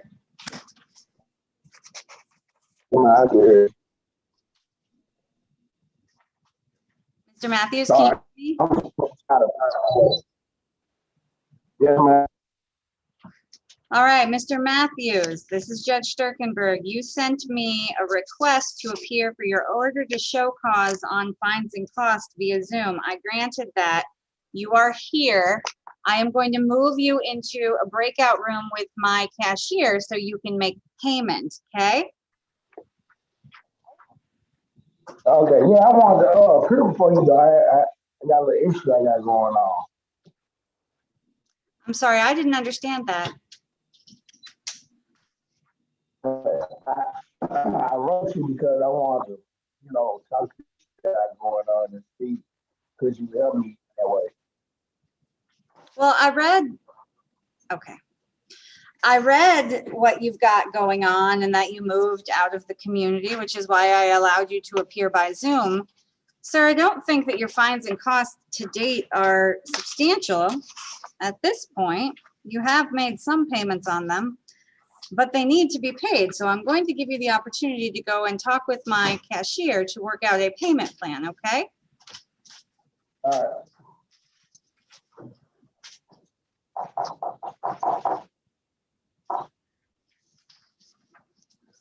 All right, you should see an invitation on your screen.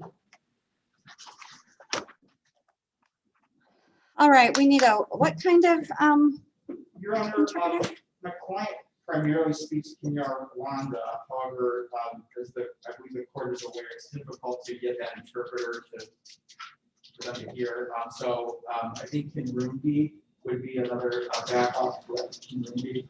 Yes, we'll see what we can do. Great, thank you. Mm-hmm.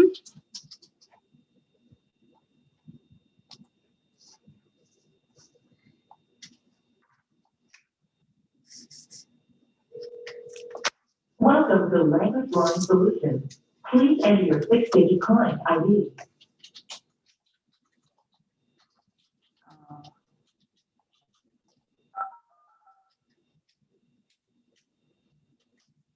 Your client ID is inactive. Please call again with another ID or contact customer service. Please enter your 6-digit client ID.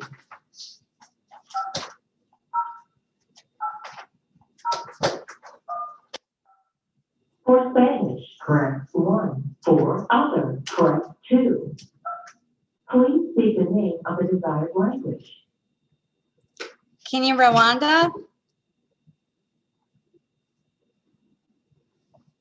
I understood. Lingawa. If this is correct, say yes or press 1. If this is incorrect, say no or press 2. Please speak the name of the desired language. Kinyurundi?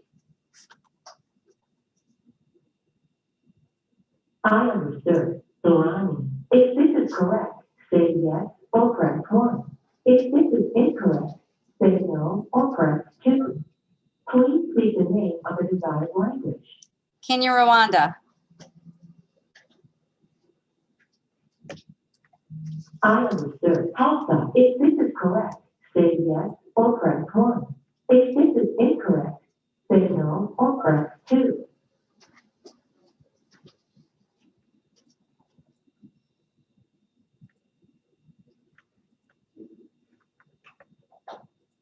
Thank you for calling Language Line Solutions. This is Olivia with Language Meeting. Kenya Rwanda?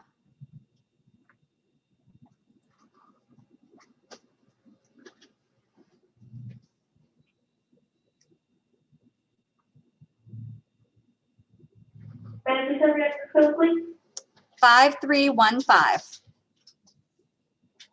Thank you. Please hold for your senior run turn. It's not that they don't have them available. Please hold for an interpreter. Just the system can't get it. Hello, hello. Hello, is this the Kenya Rwanda interpreter? Yes, sure. Thank you for calling Language Line, and this is Focus. You can press 249508 for Kinyarwanda. How can I help you? This is Judge Sterkenburg at the 62B District Court. I have a defendant who needs an interpreter to enter a guilty plea today. Are you able to assist? Sure.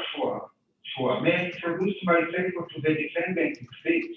Well, I would like you to, but first let me swear you in. And so can you swear or affirm that you will impartially interpret the matter now before the court and not divulge confidential communications, so help you God? Yes, I agree. All right, then I'll have you go ahead and introduce yourself to the defendant. Okay, thank you. Wait. Yeni gihugu se muri kuri telefone urite. Nyanzo. Nyarugabo. Moise Nyarugabo. Moise Nyarugabo. Okay, thank you. All right, this is the state of Michigan versus Moise Nyarugabo, case number 21-30151 SM.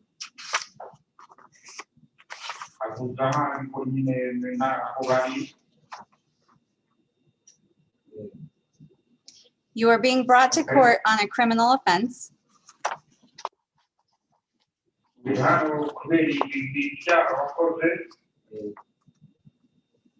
Okay. This matter was scheduled for a pretrial conference today, and your attorney appears with you. Biteganyijwe ko tuvugana mbere y'uko urubanza ruba kandi ubwunganira hari The court has been provided a pretrial conference statement that looks as though the state is offering disorderly conduct. Is that correct? That is correct, Your Honor.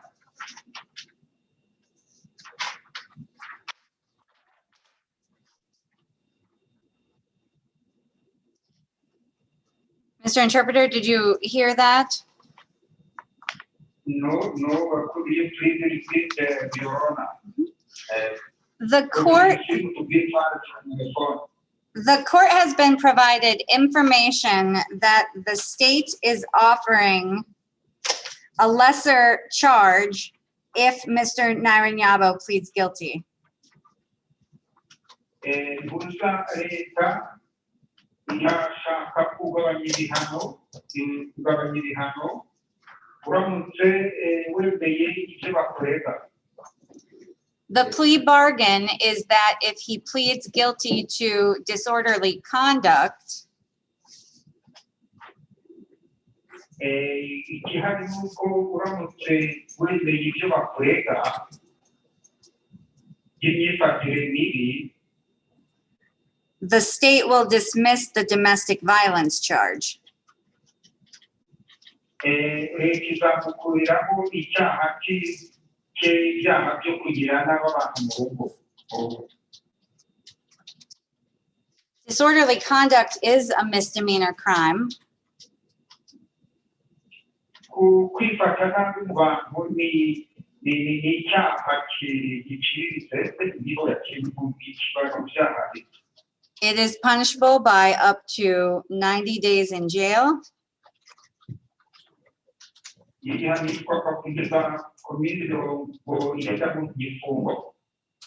Fines and costs.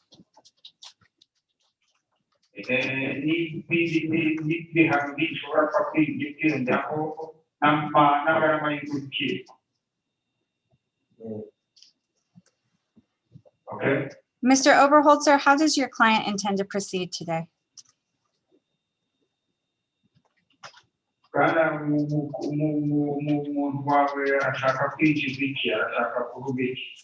Honor, I believe my client wishes to offer a guilty plea with regard to the reduced charge of disorderly conduct, Your Honor.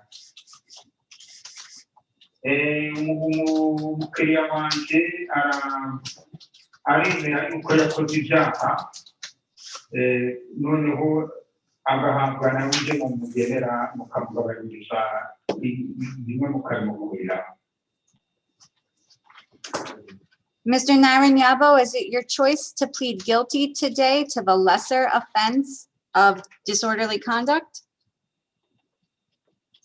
None wemeye icyaha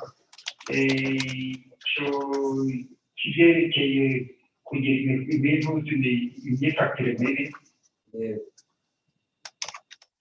Yes, I plead guilty. If the court accepts your guilty plea, there will not be a trial of any kind. Do you understand? Niba urukiko rwemeye icyo mvuze yuko wemeye icyaha ni ukuvuga ko nta rubanza ruzaba. Yes.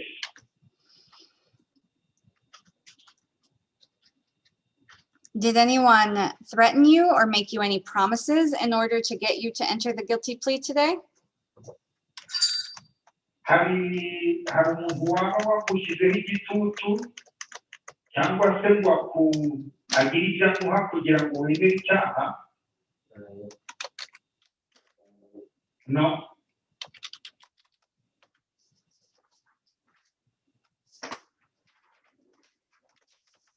All right, sir. To the offense of disorderly conduct, how do you plead? Guilty or not guilty? Noneho ku byerekeye ku myifatire mibi uwigirira urabyemeye cyangwa ntubyemeye ibyo byaha cyangwa ntubyemeye?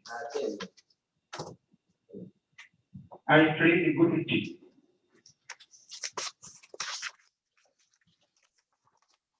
All right, I need your attorney to ask you some questions before I can accept your guilty plea. nsabye ku batoni wawe kugira ngo akubaze ibibazo bimwe na bimwe mbere y'uko ninjizamo icyo cyemezo ufite gifatwa nk'ukuri kigashyirwa mu byemezo.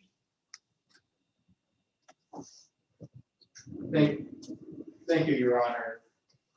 Mr.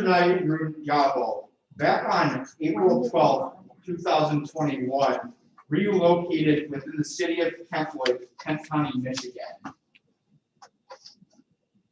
Ku isaha y'izina bwabo ku itariki 11 z'ukwezi kwa kane muri 2021 wimukiye aho hantu hakuze wimukiye aho hantu hakuze. ntabwo ariho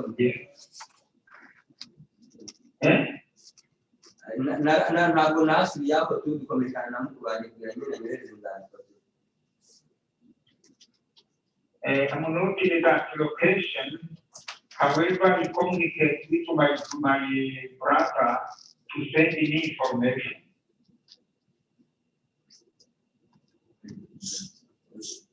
So on April 12th, 2021, you were located at the 3541 Cobblestone Court Southeast address?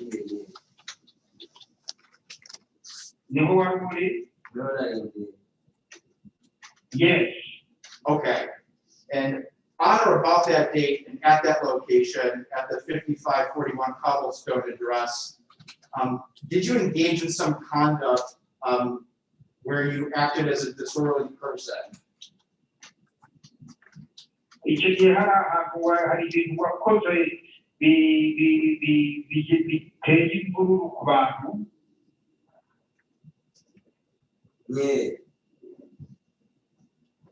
Yes. Thank you very much. Your Honor, I do believe we've established a sufficient factual basis for the purposes of taking the plea, Your Honor.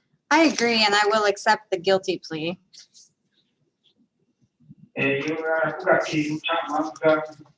ndemeye ibihari birahagije kugira ngo dushobore ube wakwakira icyo cyemezo cyo yuko yemeye icyaha.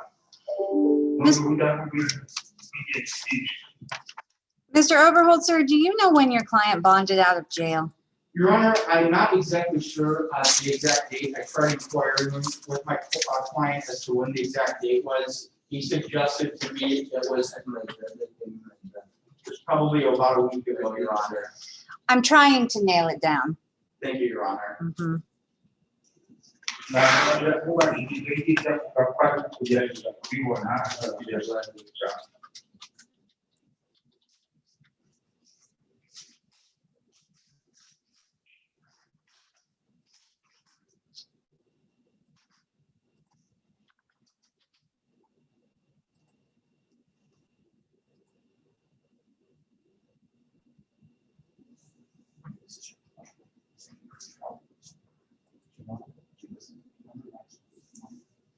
They were Friday.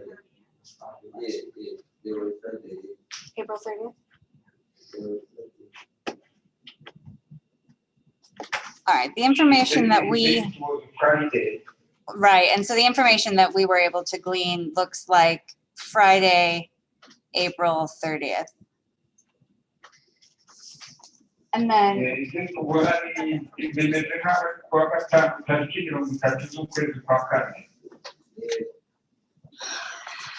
yes. And you were arrested on April 12th. So you were in jail for 18 days.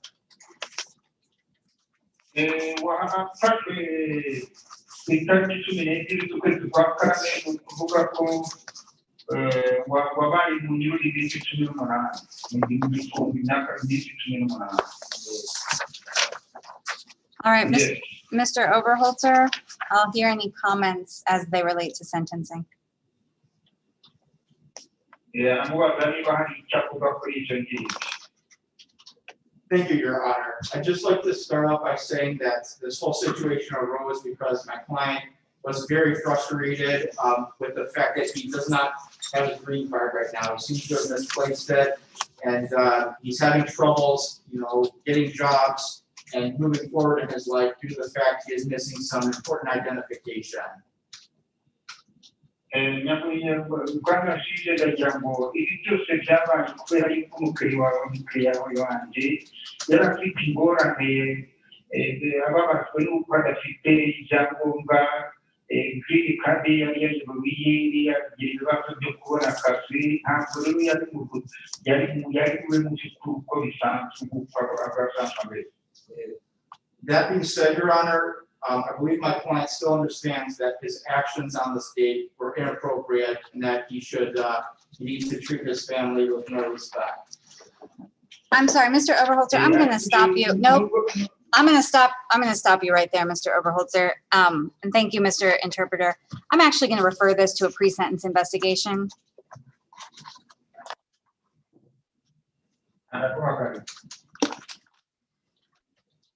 I need to know more about Mr. Naranyabo and this situation before I can sentence him, and I need to get some information from his family.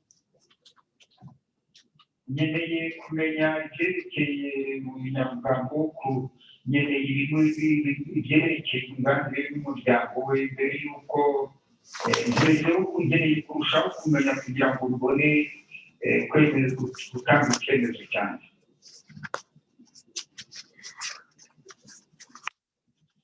I believe when I first saw you, I set a bond condition of no returning to 3541 Cobblestone. So where are you living?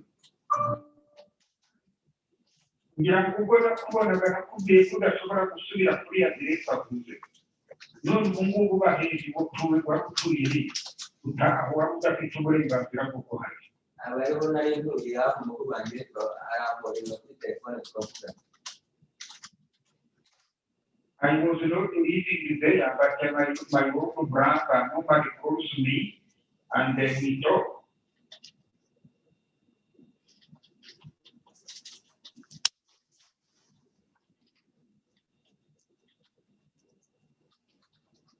So I need to know where I can send mail to you.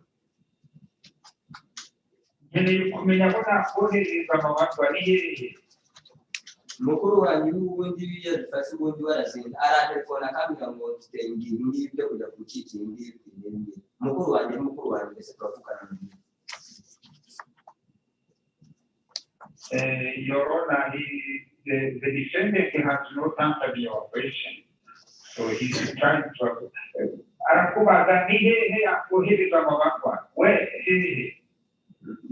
umuntu mbese umwe mbaba ko ntabwo nakwizera mesaje ese iyo nayakugira za email ntabwo namugira ibyiza nuko barajya bazohereza mu rugo mu gihugu bakakorera bakarimbira. I would prefer that you send the mail to the house, so the house will keep to be posted, so we get the mail. All right, sir, but I need you to understand that I set bond conditions that prevent you from going back there.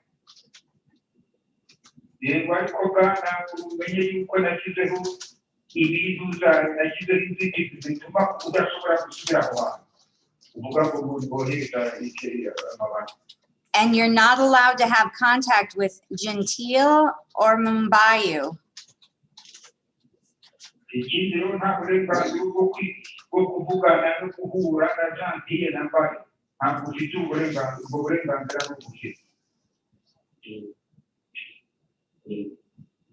Your Honor, if I just may briefly address the court, I did talk with my clients and let him know about the bond conditions that he is not to return to the Cobblestone address, Your Honor. My client did provide me with an alternative address where he stated that he is staying right now. That address is 6242 Woodfield is one word. Woodfield Drive, apartment 01, Grand Rapids, Michigan, 49548. Is that Woodfield Drive southeast, southwest? Do you see anything along those lines? I do not see a southeastern direction, Your Honor. Okay, all right. The court has updated the address. All of your bond conditions remain until you are sentenced. kunganira yavuze yuko yavuze ibyo ko yavuganye nawe ko batangiye aderese none umucamanza arakubwira ati kukubuza guhura n'abo bantu no kujyayo birahamaho kugeza igihe uzaciguruza kugeza igihe uzacira urubanza.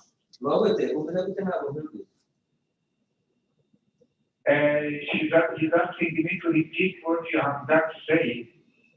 So may I repeat, Your Honor, because I know what you say. May I repeat to him what you say, please? I said all of the bond conditions remain in place until he is sentenced. Ibindi byose yari yarakuze bihamyeho ni ukuvuga ko nawe udashobora kuhajya bakuje guhura nabo kugeza igihe umucamanza azafatira icyemezo azavuga icyemezo cy'uko bigenze. Okay. All right, someone from probation will send you a letter to that Woodfield Drive address. You need to respond and do what they say. Uza umwe mu bashinzwe probation ni ikintu cyo kukugerageza azakohereza ibarwa kuri aderese gukunganira mu mategeko atanzwe nyabuneka uzite ku byo bazaba bagusaba gukora hanyuma ubikore uko babisaba. All right. I think then we are all set today, Mr. Oberholzer. Anything further on this matter? Nothing further at this time, Your Honor. Thank you very much. Thank you, Mr. Interpreter. I think that we are all set today.